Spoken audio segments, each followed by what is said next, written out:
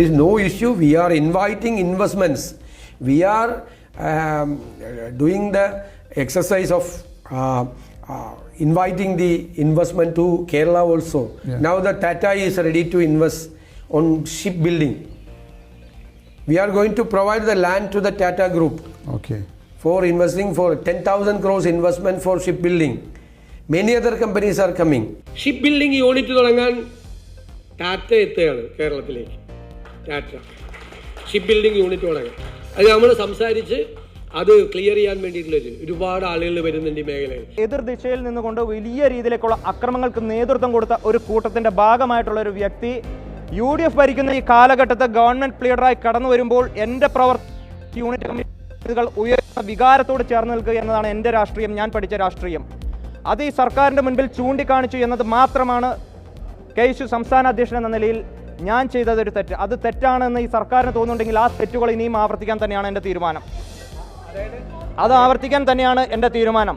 നമ്മുടെ സമൂഹത്തിൽ അതിശക്തമായ എതിർപ്പുണ്ടാകും, ഒരു സംശയമില്ല. അതിശക്തമായ എതിർപ്പ് ഉയർന്നു. ഒറ്റ കാര്യം എനിക്ക് പറയാനുള്ളൂ, ജനങ്ങൾ വലിയ പ്രതീക്ഷയോടുകൂടി അധികാരത്തിലേറ്റിയ ഒരു സർക്കാരാണ്. ജനങ്ങളുടെ പ്രതീക്ഷയ്ക്കൊത്ത് ഉയർന്ന് പ്രവർത്തിക്കാനുള്ള ഉത്തരവാദിത്വം എല്ലാവർക്കും ഉണ്ട്. അത് മാത്രം പറഞ്ഞുകൊണ്ട് എരുതിയിൽ എണ്ണ ഒഴിക്കാൻ ഞാനില്ല. വെളുക്ക ചിരിച്ചുകൊണ്ട് പറയുന്നത് കള്ളങ്ങൾ തന്നെയാണെന്ന് KSUക്കാർക്ക് മാത്രമല്ല ആകമാന മലയാളികൾക്കും മനസ്സിലാകുന്നുണ്ട് മുഖ്യമന്ത്രി. അധികാരമേറി 2 മാസം പൂർത്തിയാകുമ്പോൾ മുഖ്യമന്ത്രി പറഞ്ഞ എത്രയെത്ര കള്ളങ്ങളാണ് തകർന്നുടഞ്ഞത്, എത്രയെത്ര മലക്കം മറിച്ചിലുകളാണ് സ്ഫടികം പോലെ തെളിഞ്ഞത്. ടാറ്റയുടെ പേരിൽ കപ്പലേറി വന്ന വലിയൊരു നുണയും ഇന്ന് തകർന്നടിഞ്ഞു.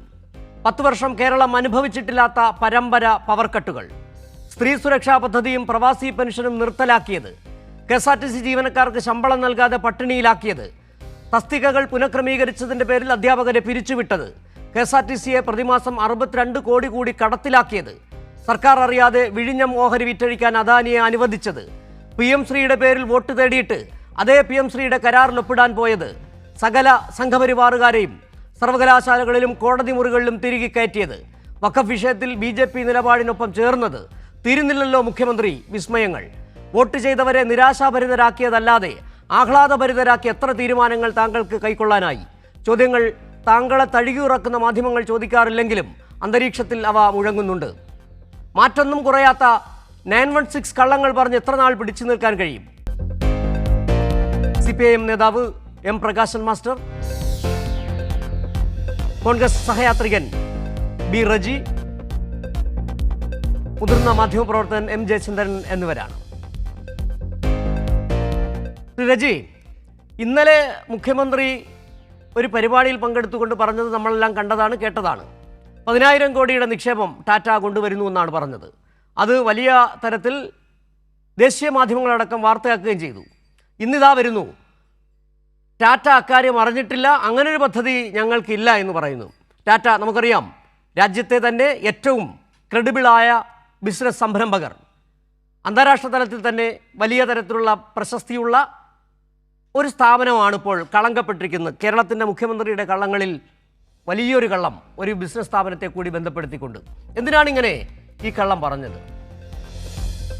നോക്കൂ, ഒരു സർക്കാർ വലിയ ഭൂരിപക്ഷത്തിൽ അധികാരത്തിലെത്തുന്നു, ഒരു ബഡ്ജറ്റ് അവതരിപ്പിക്കുന്നു, അതിൽ സ്വപ്ന പദ്ധതികൾ നിരത്തുന്നു, നിക്ഷേപ സൗഹൃദമായ ഒരു അന്തരീക്ഷം സംജാതമാക്കുന്നു, യുവാക്കളിൽ പുതിയ പ്രതീക്ഷ നൽകുന്നു. അതായത് തകർന്നടിഞ്ഞ ഒരു കേരളത്തിൽ നിന്ന് ഉയർപ്പിൻ്റെ, പ്രതീക്ഷയുടെ, ഒരു സ്വപ്നങ്ങൾ സാക്ഷാത്കരിക്കാൻ കഴിയുന്ന ഒരു നല്ല നാളെ ഒരുക്കി കൊടുക്കുവാൻ തയ്യാറായിട്ടുള്ള ഒരു സർക്കാർ മുന്നോട്ട് വരുന്നു. അപ്പോൾ അതിന് നിക്ഷേപ സൗഹൃദമായ ഒരു അന്തരീക്ഷം നമ്മുടെ സംസ്ഥാനത്ത് സംജാതമായിരിക്കുന്നു എന്ന് രേഖപ്പെടുത്തുന്നതിൻ്റെ ഭാഗമായി പല ഭാഗത്തുനിന്ന് വന്ന ആ ഓഫറുകളെ അല്ലെങ്കിൽ അതിന് അനുസരിച്ചുള്ള നിക്ഷേപ സാധ്യതകളുടെ വിലയിരുത്തിക്കൊണ്ട് അദ്ദേഹം പറഞ്ഞതാണ് ഇവിടെ നിക്ഷേപങ്ങൾ വരുന്നു എന്ന് പറയുന്നത്. ഇവിടെ LDF സർക്കാരിൻ്റെ കാലത്ത് നിക്ഷേപ സംഗമങ്ങൾ നടത്തിയിരുന്നില്ലേ? അന്ന് 1,00,000 കോടി രൂപയുടെ നിക്ഷേപ സംഗമം ഉണ്ടായി എന്ന് പറഞ്ഞിട്ട് 10,000 കോടി രൂപയുടെ മറ്റോ ആണ് അതിൻ്റെ സൈനിങ് നടന്നത്. ഇവിടെ കള്ളങ്ങൾ പറയുന്നു എന്നൊക്കെ പ്രതിപക്ഷത്തിനോ അല്ലെങ്കിൽ പറയാം. പക്ഷേ ഒരു കാര്യം നമ്മൾ മനസ്സിലാക്കണം, 2 മാസം പോലും പൂർത്തിയായിട്ടില്ല. ഇതുവരെ ജനക്ഷേമകരമായിട്ടുള്ള എത്രയോ നടപടികൾ ഈ സർക്കാരിൻ്റെ ഭാഗത്തുനിന്ന് സ്വീകരിക്കാൻ കഴിഞ്ഞിട്ടുണ്ട്. ഏറ്റവും പ്രധാനമായി സ്ത്രീജനങ്ങൾക്ക് അവർക്ക് ആദരം അർപ്പിച്ചുകൊണ്ട് ഒരു പ്രിയദർശിനി യാത്രാ സൗകര്യം, സൗജന്യ യാത്ര ഏർപ്പാടാക്കി. അങ്ങനെ ചരിത്രപരമായ തീരുമാനങ്ങൾ എടുത്തുകൊണ്ടിരിക്കുകയാണ്. മുൻ സർക്കാർ ചെയ്തു കൂട്ടിയ അഴിമതികളെ സംബന്ധിച്ച് ഒന്നൊന്നായി അന്വേഷണ പരമ്പരകൾ നടത്താനിരിക്കുന്നു. ആ സർക്കാർ കഴിഞ്ഞ 10 വർഷം ചെയ്തു കൂട്ടിയ തെറ്റുകൾക്കെല്ലാം പ്രായശ്ചിത്തം ചെയ്തുകൊണ്ട്, പരിഹാരം കണ്ടുകൊണ്ട് അതിന് ജനങ്ങൾക്ക് പ്രതീക്ഷ നൽകുന്നു, പുതിയ സ്വപ്നങ്ങൾ അവർക്ക് നൽകുന്നു. അതിൻ്റെ ഭാഗമായി ധാരാളം വ്യവസായങ്ങൾ ആരംഭിക്കുന്നു, തൊഴിൽ സംരംഭങ്ങൾ ഉണ്ടാകുന്നു, തൊഴിലവസരങ്ങൾ ഉണ്ടാകുന്നു. വിദേശത്തേക്ക് തൊഴിലില്ലാതെ ചെറുപ്പക്കാർ പോകുന്ന 2 ലക്ഷം ചെറുപ്പക്കാരാണ് വിദേശത്തേക്ക് പോകുന്നത് പഠിക്കുന്നതിനൊക്കെ ആയിട്ട്. ഇവിടെ അതിനുള്ള എല്ലാ സൗകര്യങ്ങളും കഴിയുന്നത്ര സൗകര്യങ്ങൾ ഒരുക്കാൻ തയ്യാറാകുന്നു. അതിൻ്റെ ഭാഗമായി ഏറ്റവും നല്ല ഒരു ബഡ്ജറ്റ് അവതരിപ്പിച്ചുകൊണ്ട് ഒരു സ്വപ്ന പദ്ധതി കേരളത്തിൻ്റെ മുമ്പാകെ വച്ചിരിക്കുകയാണ്. അപ്പോൾ ഇതിനെ ഏതെങ്കിലും തരത്തിൽ വിമർശന വിധേയമാക്കുന്നതിൻ്റെ ഭാഗമായിട്ടാണ് ഇത്തരത്തിലുള്ള വിമർശനങ്ങൾ വരുന്നത്. ഇത് കാതലായ വിമർശനങ്ങളൊന്നുമല്ല വരുന്നത്. അല്ല, ഞാനൊരു കാര്യം പറയട്ടെ. ഈ വിഷയം, അതായത് ഇന്നലെ മുഖ്യമന്ത്രി 10,000 കോടിയുടെ കപ്പൽ നിർമ്മാണശാലയുമായി ബന്ധപ്പെട്ട കാര്യങ്ങൾ പറഞ്ഞു. ആരും പറഞ്ഞില്ല അത് കള്ളമാണെന്നൊന്നും ആരും പറഞ്ഞില്ല. എങ്ങനെയാണ് ഇത് കള്ളമാണെന്ന് വരുന്നത്? ടാറ്റ കമ്പനിക്ക് തന്നെ പറയേണ്ടി വരുന്നു, ഞങ്ങൾ ഇങ്ങനെ ഒരു പദ്ധതിയുമായി മുന്നോട്ട് വന്നിട്ടില്ല, മുഖ്യമന്ത്രിക്ക് അങ്ങനെ ഒരു ഉറപ്പ് ഞങ്ങൾ കൊടുത്തിട്ടില്ല, അങ്ങനെ ഒരു പദ്ധതിയെ ഞങ്ങൾക്കില്ല. ടാറ്റയാണ് പറഞ്ഞത്, ഇവിടുത്തെ പ്രതിപക്ഷമല്ല, പിണറായി വിജയനല്ല, CPM അല്ല, മാധ്യമങ്ങളല്ല പറഞ്ഞത്. ടാറ്റയുടെ ആരാണ് പറഞ്ഞതെന്ന് അങ്ങേക്കൊന്ന് വിശദമാക്കാമോ? ടാറ്റയുടെ ഒഫീഷ്യൽ റിലീസ് താങ്കൾ കേട്ടതല്ലേ? അങ്ങ് അത് സംബന്ധിച്ചൊരു വ്യക്തത വരുത്താൻ തയ്യാറുണ്ടോ? തീർച്ചയായും. ടാറ്റയുടെ ആര് പറഞ്ഞു?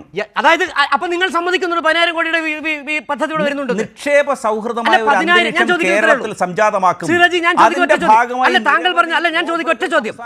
അല്ല, താങ്കൾ പറഞ്ഞല്ലോ, താങ്കൾ പറഞ്ഞതിൽ ഒരു കാര്യത്തിൽ എതിർപ്പ് പറയുന്നില്ല. മുഖ്യമന്ത്രിക്ക് കുറേയധികം സ്വപ്ന പദ്ധതികളുണ്ട്, നിക്ഷേപങ്ങൾ വരുന്നുണ്ട്, 10,000 കോടിയുടെ നിക്ഷേപം വരുന്നുണ്ട്. ഒറ്റ ചോദ്യമാണ്, 10,000 കോടിയുടെ കപ്പൽ നിർമ്മാണ സംരംഭം ടാറ്റയുടെ മേൽനോട്ടത്തിൽ വരുന്നുണ്ടോ? ചോദ്യമാണ്. നോക്കൂ, ടാറ്റയുമായി ചേർന്നുകൊണ്ടുള്ള ഒരു സംരംഭത്തിനെ കുറിച്ചാണ് അദ്ദേഹം അതിൽ പരാമർശിച്ചത്.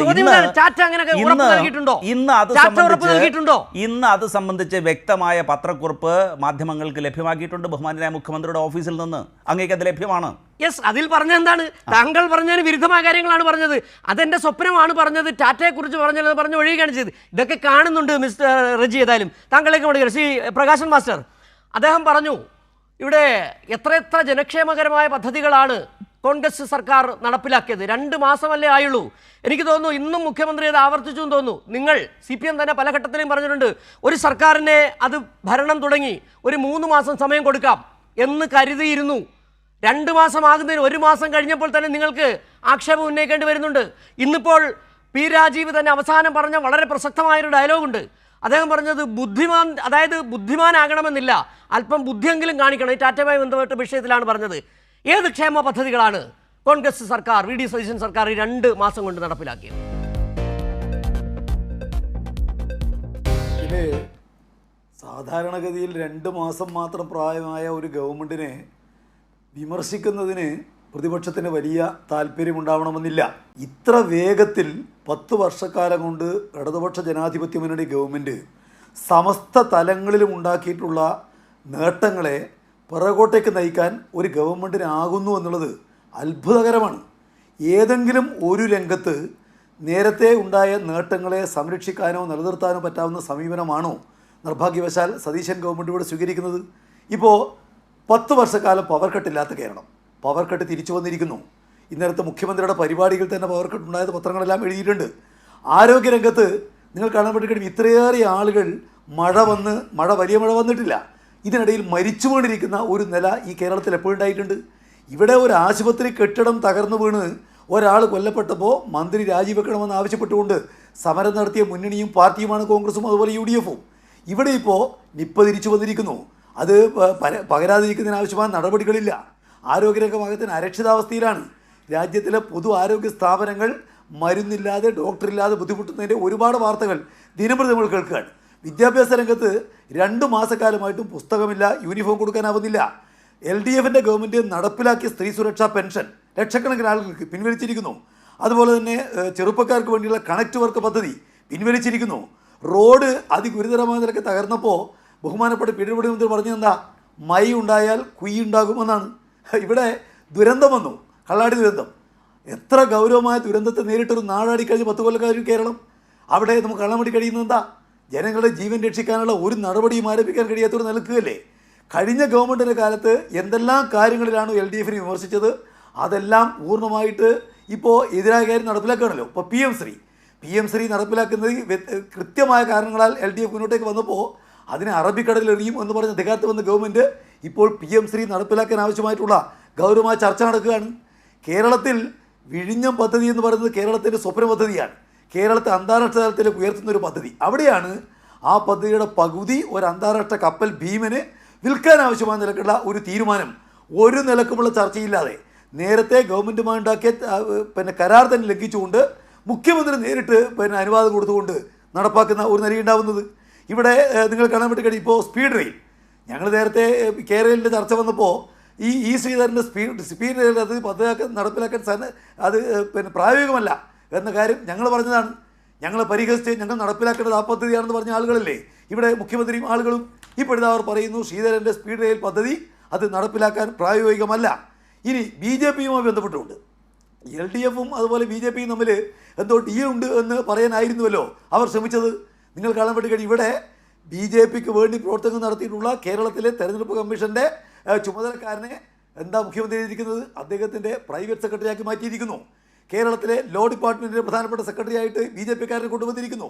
കേരളത്തിലെ നമ്മുടെ തദ്ദേശ സ്ഥാപനത്തിൻ്റെ തെരഞ്ഞെടുപ്പ് കമ്മീഷണറായിട്ട് ഇവിടെ ഈ പറയുന്ന BJPക്കാരെ നിശ്ചയിക്കുന്നു. നമ്മുടെ യൂണിവേഴ്സിറ്റികൾ പൂർണ്ണമായിട്ടും BJPക്കാരുടെ ഭരണത്തിൽ വിട്ടുകൊടുത്തിരിക്കുന്നു. MG യൂണിവേഴ്സിറ്റി അടക്കം അവിടെയൊന്നും ഇടപെടാനുള്ള ഒരു താല്പര്യം കാണിക്കുന്നില്ല. സംസ്ഥാന ഗവൺമെൻറ് 2 മാസക്കാലം കൊണ്ടുവന്നിരിക്കുന്ന 2 നയരേഖകളുണ്ട്, നയപ്രഖ്യാപനവും ബജറ്റും. ഇന്ത്യ രാജ്യത്തിലെ ഈ കോൺഗ്രസിൻ്റെ പ്രധാന എതിരാളി BJP ആണല്ലോ. ഞാൻ ചോദിക്കട്ടെ, ഒരു അക്ഷരം BJP ഗവൺമെൻറ്റിനെതിരായിട്ട്, നരേന്ദ്രമോദിക്കെതിരായിട്ട്, BJPക്കെതിരായിട്ട് ഉന്നയിക്കാൻ നട്ടല് കാണിച്ചോ ഈ ഗവൺമെൻറ്? ഒരക്ഷരം പോലും ഉരിയാടാൻ വേണ്ടിയിട്ട് അവർ തയ്യാറായില്ലല്ലോ.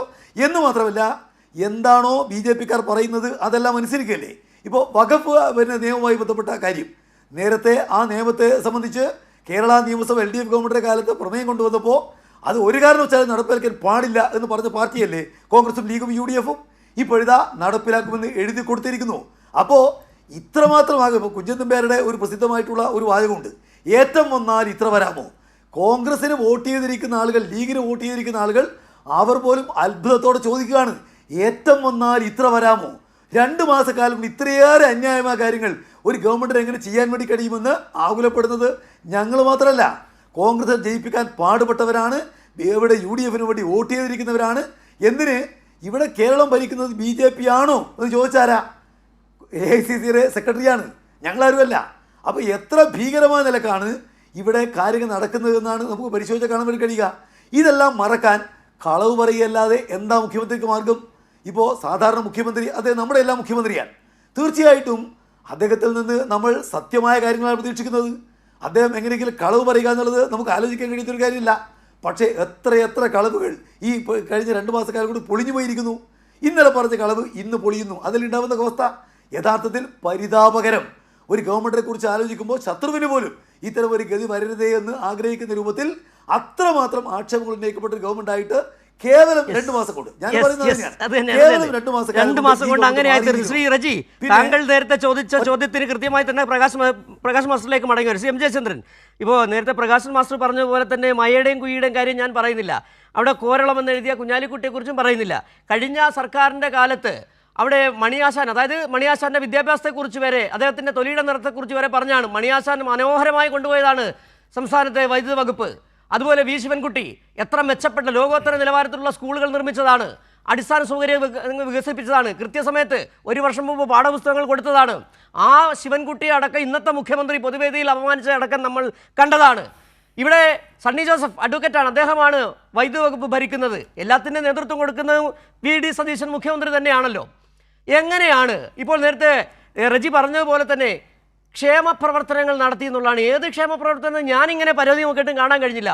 അവർ അന്നും ഇന്നും, നമ്മൾ അതിനുശേഷം നിരവധി ചർച്ചകൾ നടത്തി, ഒറ്റ കാര്യമാണ് പറയുന്നത്, പ്രിയദർശിനിയിൽ സൗജന്യ യാത്ര കൊടുത്തല്ലോ, 62 കോടി നഷ്ടമാണെന്ന് കഴിഞ്ഞ ദിവസം CP എന്ന് പറഞ്ഞു, അതുടനെ പൂട്ടാൻ പോവുകയാണ്. എന്താണ് ഈ ക്ഷേമ പ്രവർത്തനം? താങ്കൾ ഏതെങ്കിലും കണ്ടോ ക്ഷേമ പ്രവർത്തനം? ശ്രീ M ജയചന്ദ്രൻ. സിജു, ഇപ്പോ റജി ഉന്നയിച്ച രാഷ്ട്രീയമായ ചില അവകാശവാദങ്ങൾക്ക് പ്രകാശൻ മാസ്റ്റർ രാഷ്ട്രീയമായി തന്നെ കൃത്യമായ മറുപടി പറഞ്ഞു കഴിഞ്ഞിട്ടുണ്ട്. ഞാൻ അതുകൊണ്ട് മറ്റു ചില വിഷയങ്ങൾ റജിയെ ശ്രദ്ധപ്പെടുത്താനാണ് ആഗ്രഹിക്കുന്നത്. അതിൽ ഏറ്റവും പ്രധാനം, പ്രിയപ്പെട്ട റജി, ഇന്നത്തെ ഇന്ത്യൻ എക്സ്പ്രസിന്റെ 1-ാം പേജ്, അതിൽ ഇങ്ങനെ ഒരു വാർത്തയുണ്ട് കേട്ടോ. 1-ാം പേജ് വാർത്തയാണ്, ടി tough queries await league ministers at Panakkad meet. Heading തലക്കെട്ടതാണ്. എന്നിട്ട് ഞാൻ ഒരു വാചകം വായിക്കുന്നത് താഴേക്കുള്ളത്. എമിഡ് mounting criticism from within its own ranks. Just 2 months after the UDF government took office, the IUML leadership has convened a crucial meeting of all its ministers at Panakkad on Friday.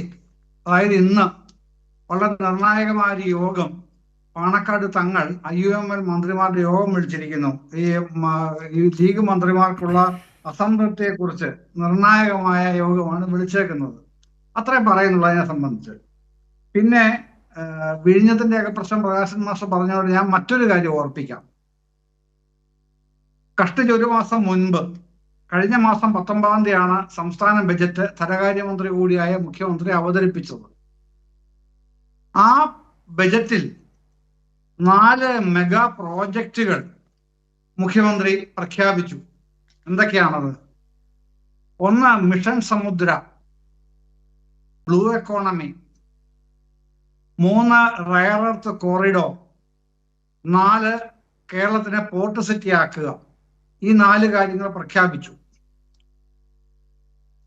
ഈ പ്രഖ്യാപനത്തിന് ശേഷം ഇപ്പോ ഈ ഞായറാഴ്ചയാകുമ്പോൾ 1 മാസമാകും റജി. ഈ പ്രഖ്യാപനത്തെ പറ്റി ഏതെങ്കിലും കോൺഗ്രസ് നേതാവ്, ഏതെങ്കിലും UDF നേതാവ്, ഏതെങ്കിലും മന്ത്രി, ഇനി ഇവരൊക്കെ മാറ്റി വെച്ചേക്കൂ, സ്വന്തം മുഖ്യമന്ത്രി എന്തെങ്കിലും പിന്നീട് ഇതുവരെ പറഞ്ഞു?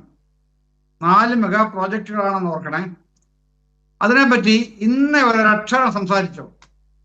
സഭയ്ക്കകത്തോ പുറത്തോ കോൺഗ്രസ് തലത്തിലോ എന്തെങ്കിലും സംസാരിച്ചോ?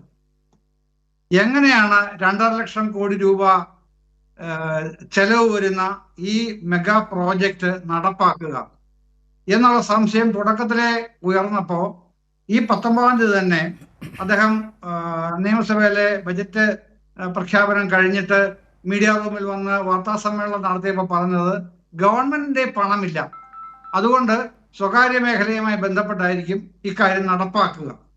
സ്വകാര്യ മേഖലയുമായി എങ്ങനെ ബന്ധപ്പെട്ടാണ് എന്നതിനെ സംബന്ധിച്ച് അന്നത്തെ ദിവസത്തിന് ശേഷം ഇന്നേ വരെ ഒരു വിവരവും ആർക്കുമില്ല. എന്താണ് നടപ്പാക്കുക എന്നുള്ളതും അറിയില്ല. പദ്ധതി എന്താണെന്നുള്ളതിനെ സംബന്ധിച്ച് അറിയില്ല. അതിൻ്റെ ഒരു ഡ്രാഫ്റ്റ് പോളിസിയെങ്കിലും ഉണ്ടോ എന്നതിനെ പറ്റി അറിയില്ല.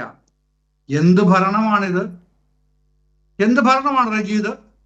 അത് എൻ്റെ സ്വപ്നങ്ങളാണ് എന്ന് പിന്നീട് വന്നിരുന്ന വാർത്താ സമ്മേളനത്തിൽ പറയുന്നതിൽ വല്ല അർത്ഥവുമുണ്ടോ? ഭരണാധികാരിയാണ് അദ്ദേഹം. അദ്ദേഹം ഏതെങ്കിലും സ്വപ്നാടകനല്ല, വഴിയാത്രക്കാരനല്ല, പ്രതിപക്ഷത്തിരിക്കുന്ന ഒരാളല്ല. കേരളത്തിന്റെ ഭരണയന്ത്രത്തിന്റെ നായകനായ മുഖ്യമന്ത്രിയാണ് അദ്ദേഹം. അപ്പൊ ആ നിലവാരത്തിലേക്ക് ഉയർന്ന് സ്വന്തം പ്രഖ്യാപനങ്ങൾക്ക് തത്തുല്യമായ വിശദീകരണങ്ങൾ നൽകാനായി ബാധ്യതപ്പെട്ട ഉത്തരവാദിത്തപ്പെട്ട മുഖ്യമന്ത്രി എന്താണ് കാണിക്കുന്നത്? അതിനെ സംബന്ധിച്ച് UDFനോ കോൺഗ്രസ് പാർട്ടിക്കോ KPCCക്കോ AICCക്കോ അല്ലെങ്കിൽ ബന്ധപ്പെട്ട നേതാക്കൾക്കോ എന്തെങ്കിലും അഭിപ്രായമുണ്ടോ? അതൊന്നും ഇല്ലാതിരിക്കുകയാണ്. പൊടുന്നനെ ഒരു പ്രഖ്യാപനം നടത്തുകയാണ്, ടാറ്റാസ് കേരളത്തിലേക്ക് വരുന്നു, കപ്പൽ നിർമ്മാണത്തിന് 10,000 കോടി രൂപ ഇൻവെസ്റ്റ് ചെയ്യും. ആര് പറഞ്ഞു? വിവാദമായപ്പോഴേക്ക് നേരെ തകിടം മറിയുകയാണ്. അത് ഈ മിഷൻ സമുദ്രയുടെ ചെലവാണത്രേ. മിഷൻ സമുദ്രയുടെ ഏകദേശ ചെലവ് എത്രയാണെന്ന് അറിയുമോ റജി?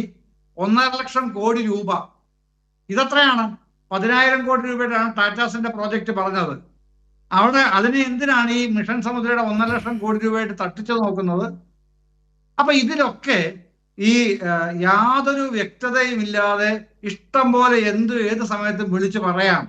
അല്ലെങ്കിൽ ഒന്ന് ആലോചിച്ച് നോക്കൂ റജി, 1.5 ലക്ഷം കോടി രൂപയുടെ ഒരു പ്രപ്പോസ്ഡ് പ്രോജക്റ്റ് 10,000 കോടി രൂപയുടെ ഒരു പദ്ധതിയുമായിട്ട് ഏത് നിലയ്ക്കാണ് ഒന്ന് കോയിൻസൈഡ് ചെയ്യാൻ കഴിയില്ലല്ലോ.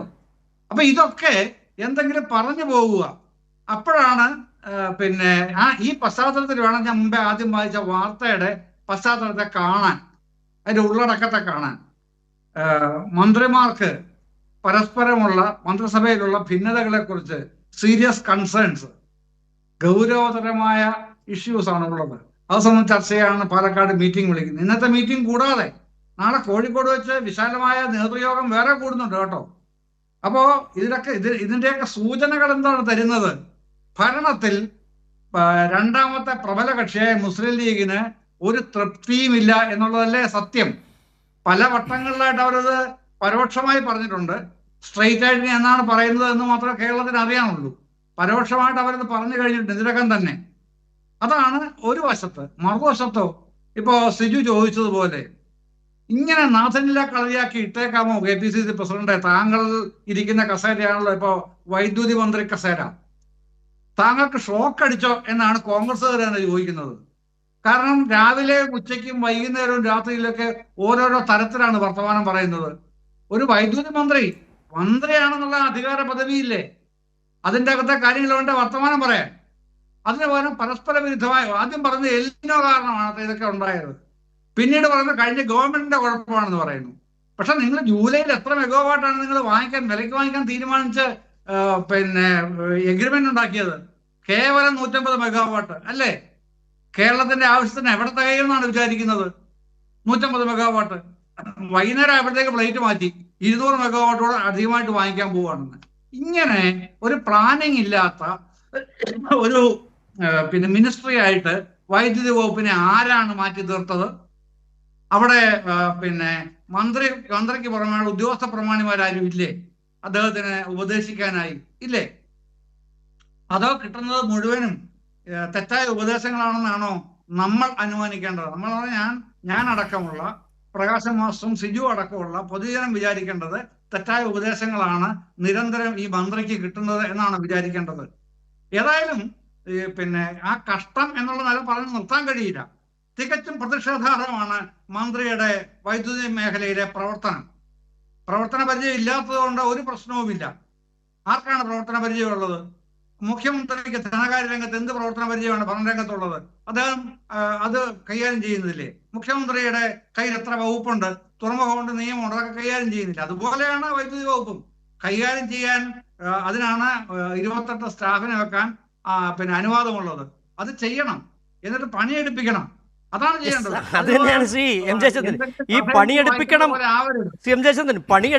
എന്ന് പറയുമ്പോൾ പണിയെടുപ്പിക്കാൻ ഒരു ഭാവനാശേഷി എന്ന് പറയുന്നത് വേണം.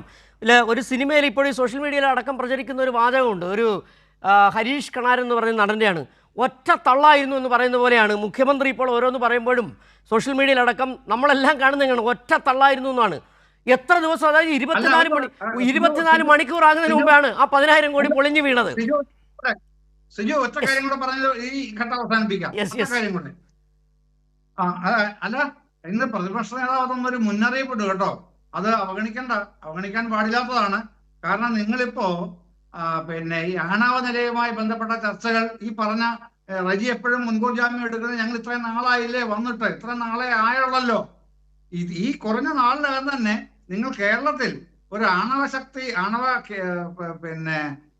നിലയം സ്ഥാപിക്കാനുള്ള പ്രാഥമിക ചർച്ചകളിലേക്ക് തുടങ്ങിക്കഴിഞ്ഞു എന്നുള്ളതിന്റെ കാര്യങ്ങളെ സംബന്ധിച്ച് പറഞ്ഞിട്ട് പ്രതിപക്ഷ നേതാവ് പറയുന്നുണ്ട് ഈ പ്രോജക്റ്റ് LDF-ന് മുമ്പിൽ വന്നിരുന്നതാണ് ഇത്തരത്തിലൊരു നടപടി. പക്ഷെ കേരളത്തിൽ അത് വേണ്ട എന്ന് ഞങ്ങൾ തീരുമാനിച്ചു. അതുകൊണ്ട് തന്നെ അതുമായിട്ട് പിന്നെ ആരും വന്നില്ല. അപ്പൊ അത്രയും ഡ്രാഫ്റ്റ് പ്രപ്പോസൽസ് LDF സർക്കാരിന്റെ കാലത്ത് വന്നു എന്ന് അന്നത്തെ മുഖ്യമന്ത്രിയായിരുന്നു ഇന്നത്തെ പ്രതിപക്ഷ നേതാവ് പരസ്യമായെന്ന് കേരളത്തിനോട് പറഞ്ഞതാണ്. എന്ന് മാത്രം അദ്ദേഹം മുന്നറിയിപ്പും കൂടെ തന്നു. നിങ്ങൾ അത് കണക്കാക്കാതെ ആ പണിക്ക് ഇറങ്ങിയാൽ കേരളം വെറുതെ ഇരിക്കുമെന്ന് വിചാരിക്കണ്ട എന്നും കൂടെ പറഞ്ഞിട്ടുണ്ട്. യെസ്, അത് തന്നെയാണ് ശ്രീ റജി. ഇതിനകത്ത് ഒരുപാട് പ്രശ്നം താങ്കൾ നേരത്തെ പറഞ്ഞ പോലെ വിമർശനങ്ങളാണ്. 2 മാസമായതല്ലേ ഉള്ളൂ, വല്ലാത്ത വിമർശനങ്ങൾ പല കോണുകളിൽ നിന്ന് വരുന്നു. വിമർശനങ്ങൾ ഉന്നയിച്ച ആരൊക്കെയാണ്? ഇന്ന് അലോഷ്യസ് സേവ്യർ, KSUവിൻ്റെ സംസ്ഥാന അധ്യക്ഷൻ, അദ്ദേഹം അവിടെ തേവരയിലെ പരിപാടിയിൽ പങ്കെടുത്തിട്ട് ഇറങ്ങിപ്പോകുന്നതും അലോഷ്യസ് സേവ്യറിനെ പരിഗണിക്കാതെ മുഖം പോലും കൊടുക്കാതെ പോയതും VD സതീശൻ പോയതൊക്കെ മറുപടി പറഞ്ഞൊക്കെ കേട്ടതാണ്. അലോഷ്യസ് സേവ്യർ പറഞ്ഞതാണ് അന്ന് ഈ പ്ലീഡർ KSUവിനെതിരെ നിന്ന ഒരാളിനെ ഗവൺമെൻറ് പ്ലീഡർ ആക്കിയത് തെറ്റാണെന്ന് വരികയാണെങ്കിൽ ആ തെറ്റ് ഞങ്ങൾ ഇനിയും ആവർത്തിക്കും പറഞ്ഞത് അലോഷ്യസ് സേവ്യറാണ്. മാത്യു കുഴനാടൻ ചർച്ചയ്ക്ക് തുടക്കത്തിൽ ആദ്യം ഞങ്ങൾ കേൾപ്പിച്ചതാണ്. മാത്യു കുഴനാടൻ പറഞ്ഞു ജനങ്ങൾ തിരഞ്ഞെടുത്ത് വിട്ട ഒരു സർക്കാർ ആ ഉത്തരവാദിത്തോടെ പെരുമാറണം പറഞ്ഞു. ദീപ്തി മേരി വർഗീസ് പറഞ്ഞു KSUവിനെ അങ്ങനെ തള്ളിക്കളയരുത്, അങ്ങനെയുള്ള പ്രസ്ഥാനമല്ല. നമുക്കറിയാം KSUവിലൂടെ നിങ്ങളുടെ അടക്കം നേതാക്കൾ ആദ്യത്തെ ആൻ്റണി KSUവിൽ നിന്നാണ്, ഉമ്മൻചാണ്ടി KSUവിൽ നിന്നാണ്. എല്ലാ നേതാക്കളും നിങ്ങളുടെ KSUവിൽ നിന്ന് വന്ന് വലിയ മുഖ്യമന്ത്രിമാരായ ആൾക്കാരാണ്. പിന്നെ മാത്രമല്ല, മദ്യനികുതിയുമായി ബന്ധപ്പെട്ട വിഷയത്തിൽ വലിയ വെടിപൊട്ടിച്ചവരാണ് VM സുധീരൻ. ശേഷാദ്രിനാഥിൻ്റെ വിഷയത്തിൽ പ്രശ്നമുണ്ടാക്കിയവരാണ് PM Niyas, KPCC general secretary. ഇതൊക്കെ പ്രതിപക്ഷ നേതാവോ കോൺഗ്രസ് CPM നേതാക്കളോ ആരെങ്കിലും പറഞ്ഞാണോ? നിങ്ങളുടെ നേതാക്കളെ, നിങ്ങളുടെ വിദ്യാർത്ഥി സംഘടനയെ പോലും ബോധ്യപ്പെടുത്താൻ കഴിയുന്നില്ല. അവർക്ക് തന്നെ പ്രശ്നമായി തുടങ്ങിയിട്ടുണ്ട് നിങ്ങളുടെ മുഖ്യമന്ത്രി, നിങ്ങളുടെ സർക്കാർ എടുക്കുന്ന നിലപാടുകൾ. അവരെ ബോധ്യപ്പെടുത്താൻ നിങ്ങൾക്ക് കഴിയുന്നില്ലെങ്കിൽ പിന്നെ എങ്ങനെയാണ് നിങ്ങൾ കേരളത്തിലെ ജനങ്ങളെ ബോധ്യപ്പെടുത്തുക? ഇപ്പോൾ കേരളത്തിലെ പല പ്രതിസന്ധികളുടെയും കാരണം ഈ 2 മാസത്തിന് മുമ്പേ ഇവിടെ ഭരിച്ച കേരളത്തിലെ ഇടതുപക്ഷ സർക്കാരാണെന്ന് നിസ്സംശയം നമുക്ക് പറയാൻ കഴിയും. ഇവിടെ ബഹുമാന്യനായ ജയചന്ദ്രൻ സാറ് അദ്ദേഹം സൂചിപ്പിച്ചു, വൈദ്യുതി വകുപ്പ് മന്ത്രി. അദ്ദേഹം കേരളത്തിലെ ഏറ്റവും പ്രഗത്ഭനായ വകുപ്പ് മന്ത്രിമാരിൽ ഒരാളാണ് ശ്രീ സണ്ണി ജോസഫ്. ഇവിടെ വൈദ്യുത പ്രതിസന്ധി ഉണ്ടാവാനുള്ള ഏറ്റവും പ്രധാനപ്പെട്ട കാരണം അതിൽ നിന്ന് തുടങ്ങാം. 4 രൂപ 29 പൈസയ്ക്ക് ഒരു യൂണിറ്റ് വൈദ്യുതി ലഭിക്കുന്നത് 25 വർഷത്തേക്ക് 2040 വരെ. ആ കരാറിനെ LDF സർക്കാർ പൊളിച്ചെഴുതി. അതിൻ്റെ ഒക്കെ പരിണത ഫലമാണ് നമ്മൾ അനുഭവിക്കുന്നത്. ആവശ്യത്തിൽ കൂടുതൽ ഉപഭോഗം വരുമ്പോൾ അതിനനുസരിച്ച് നമ്മൾ ചെയ്യേണ്ടി വരും. അതിനുള്ള നടപടികൾ സ്വീകരിച്ചു കൊണ്ടിരിക്കുകയാണ്. ഇങ്ങനെ അസ്വസ്ഥപ്പെടരുത്.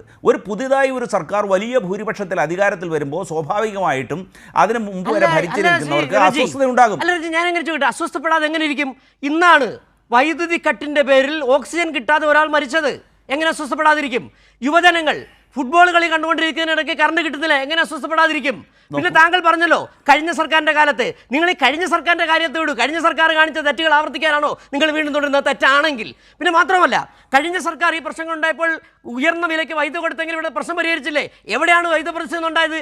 കഴിഞ്ഞ 10 വർഷത്തിനിടെ ജനിച്ച കുഞ്ഞുങ്ങൾ അറിഞ്ഞിട്ടില്ല പവർ കട്ട് എന്ന് പറഞ്ഞ സാധനം. നിങ്ങളൊന്നും അവരെ പഠിപ്പിച്ചു. അത് കാര്യത്തിൽ നിങ്ങൾ വളരെ വിദഗ്ധന്മാരാണ്. കാരണം ഇങ്ങനെയൊക്കെ ചില സംഭവങ്ങളുണ്ടെന്ന് പുതുതായിട്ട് ജനിക്കുന്ന കുഞ്ഞുങ്ങളെ ബോധ്യപ്പെടുത്താൻ കഴിയുന്നുണ്ടല്ലോ. കഴിഞ്ഞ സർക്കാരിനെ കുറ്റം പറയേണ്ട കാര്യമില്ല. നിങ്ങൾ എന്താണ് ചെയ്യാൻ പോകുന്നത്? നിങ്ങൾക്ക് ആസൂത്രണമുണ്ടോ? നിങ്ങൾക്ക് ഇമാജിനേഷൻ ഉണ്ടോ എന്നാണ് ചോദ്യം. നോക്കൂ, 4 രൂപ 29 പൈസ ഒരു യൂണിറ്റിന് ലഭിച്ചുകൊണ്ടിരുന്ന വൈദ്യുതിക്ക് 10 രൂപ മുതൽ 14 രൂപയ്ക്ക് വരെ പിന്നെ വാങ്ങിക്കേണ്ടി വന്നു. എന്നിട്ട് ആ കരാർ റദ്ദാക്കി. പകരം ഒരു കരാർ കൊണ്ടുവരാൻ കഴിഞ്ഞില്ല. അത് വാസ്തവമല്ലേ? ഇനി ഈ വിഴിഞ്ഞം തുറമുഖത്തെ സംബന്ധിച്ച് 2 മാസത്തിന് മുമ്പ് വരെ കേരളം ഭരിച്ച വിഴിഞ്ഞം തുറമുഖത്തെ സംബന്ധിച്ച് ഉള്ള കാര്യങ്ങൾ നോക്കി അതിന് തുടക്കമിട്ടതാരാണ്? ഇതെല്ലാം ഇടതുപക്ഷ സർക്കാരിൻ്റെ കാലഘട്ടത്തിലല്ലേ അതിൻ്റെ നടപടികൾ മുഴുവൻ സ്വീകരിച്ചത്. ഇനി PM ശ്രീയെ സംബന്ധിച്ച് മുഖ്യമന്ത്രിയുടെ സ്റ്റാഫിലുണ്ടായിരുന്ന രതീഷ് കാളിയാടൻ, അദ്ദേഹത്തിൻ്റെ ഫേസ്ബുക്ക് കണ്ടില്ലേ? അദ്ദേഹം പറഞ്ഞ എന്താ? PM ശ്രീയിൽ ഒപ്പിട്ടു, അതിൽ നിന്ന് പിന്മാറാൻ കഴിയില്ല. രതീഷ് കാളിയാടൻ്റെ വിഷയമൊക്കെ ഇന്ന് മുഖ്യമന്ത്രിയും കഴിഞ്ഞ ദിവസം ശിവൻകുട്ടി അടക്കമുള്ളത് പറഞ്ഞാണ്. അതൊരു, ഞാൻ ചോദിക്കട്ടെ, അല്ല, ഒരു മുൻ മുഖ്യമന്ത്രിയുടെ ഓഫീസിലെ ഒരു മുൻ ജീവനക്കാരൻ പറയുന്നതാണോ ഒരു സർക്കാർ നയമൊന്നും അല്ലല്ലോ. അതല്ല ഞാൻ പറയട്ടെ, ഞാൻ പറയട്ടെ റജി, ഞാനൊരു കാര്യം പറയട്ടെ. എന്തിനാണ് നമ്മൾ വളരെ കോൺക്രീറ്റ് ആയിട്ട് ചർച്ച ചെയ്യാം. ഈ കഴിഞ്ഞ സർക്കാർ എടുത്ത കാര്യങ്ങൾ തെറ്റാണെന്ന് നിങ്ങൾ ജനങ്ങളോട് പറഞ്ഞല്ലോ.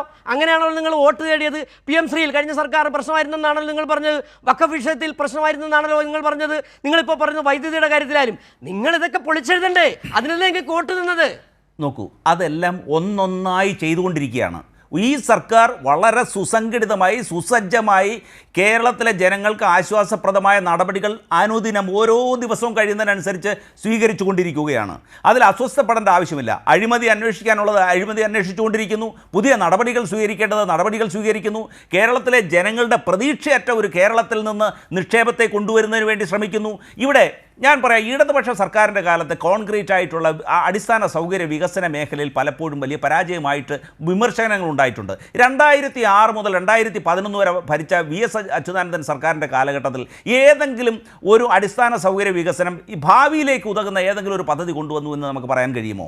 ഇവിടെ ഉമ്മൻചാണ്ടി സർക്കാർ കൊണ്ടുവന്ന ആ അടിസ്ഥാന സൗകര്യ വികസന പദ്ധതികൾ എന്തായാലും കഴിഞ്ഞ 10 വർഷക്കാലം മുന്നോട്ട് കൊണ്ടുപോയി എന്നുള്ള കാര്യത്തിൽ വളരെ അഭിമാനമുണ്ട്. നമ്മുടെ കേരളത്തിലെ നമ്മൾ ഇനിയും പഴയ ചില പഴയ ചിലത് എടുത്ത് കാര്യമില്ല.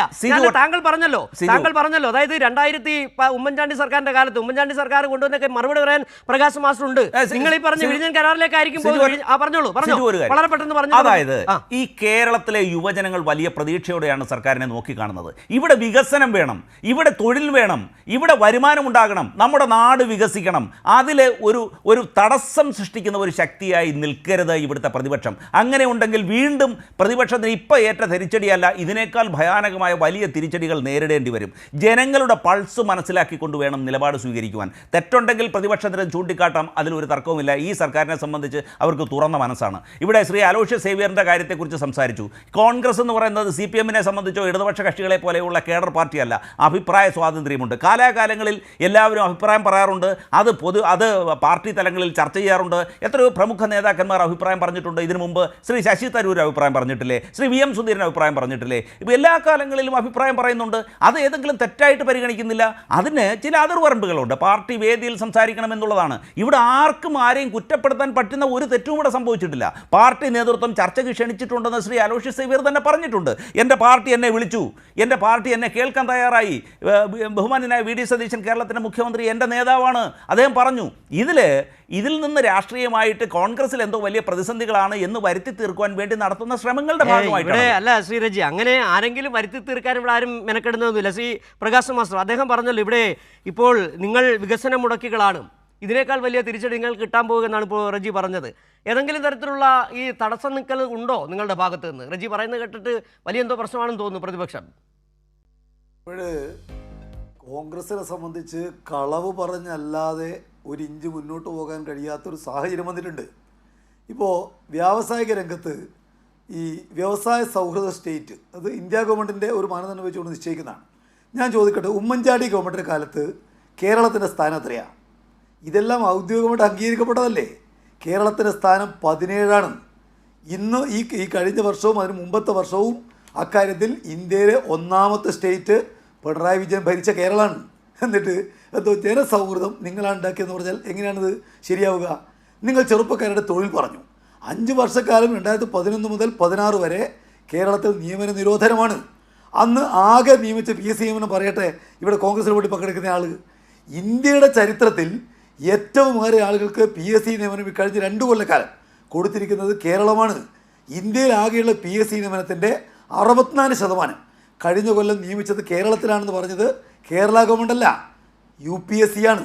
ഈ വ്യവസായ രംഗത്ത് ഏതാണ്ട് 4.5 ലക്ഷത്തോളം ആളുകൾക്ക് കേരളത്തിൽ ഈ കഴിഞ്ഞ കാലത്ത് ജോലി കൊടുത്തിട്ടുണ്ട്, ഈ കഴിഞ്ഞ ഗവൺമെൻറ് കാലത്ത്. ഞാൻ ചോദിക്കട്ടെ, സ്റ്റാർട്ടപ്പിൻ്റെ കാര്യത്തിൽ എവിടെയായിരുന്നു കേരളത്തിൻ്റെ സ്ഥാനം ഉമ്മൻചാണ്ടി ഭരിക്കുമ്പോൾ?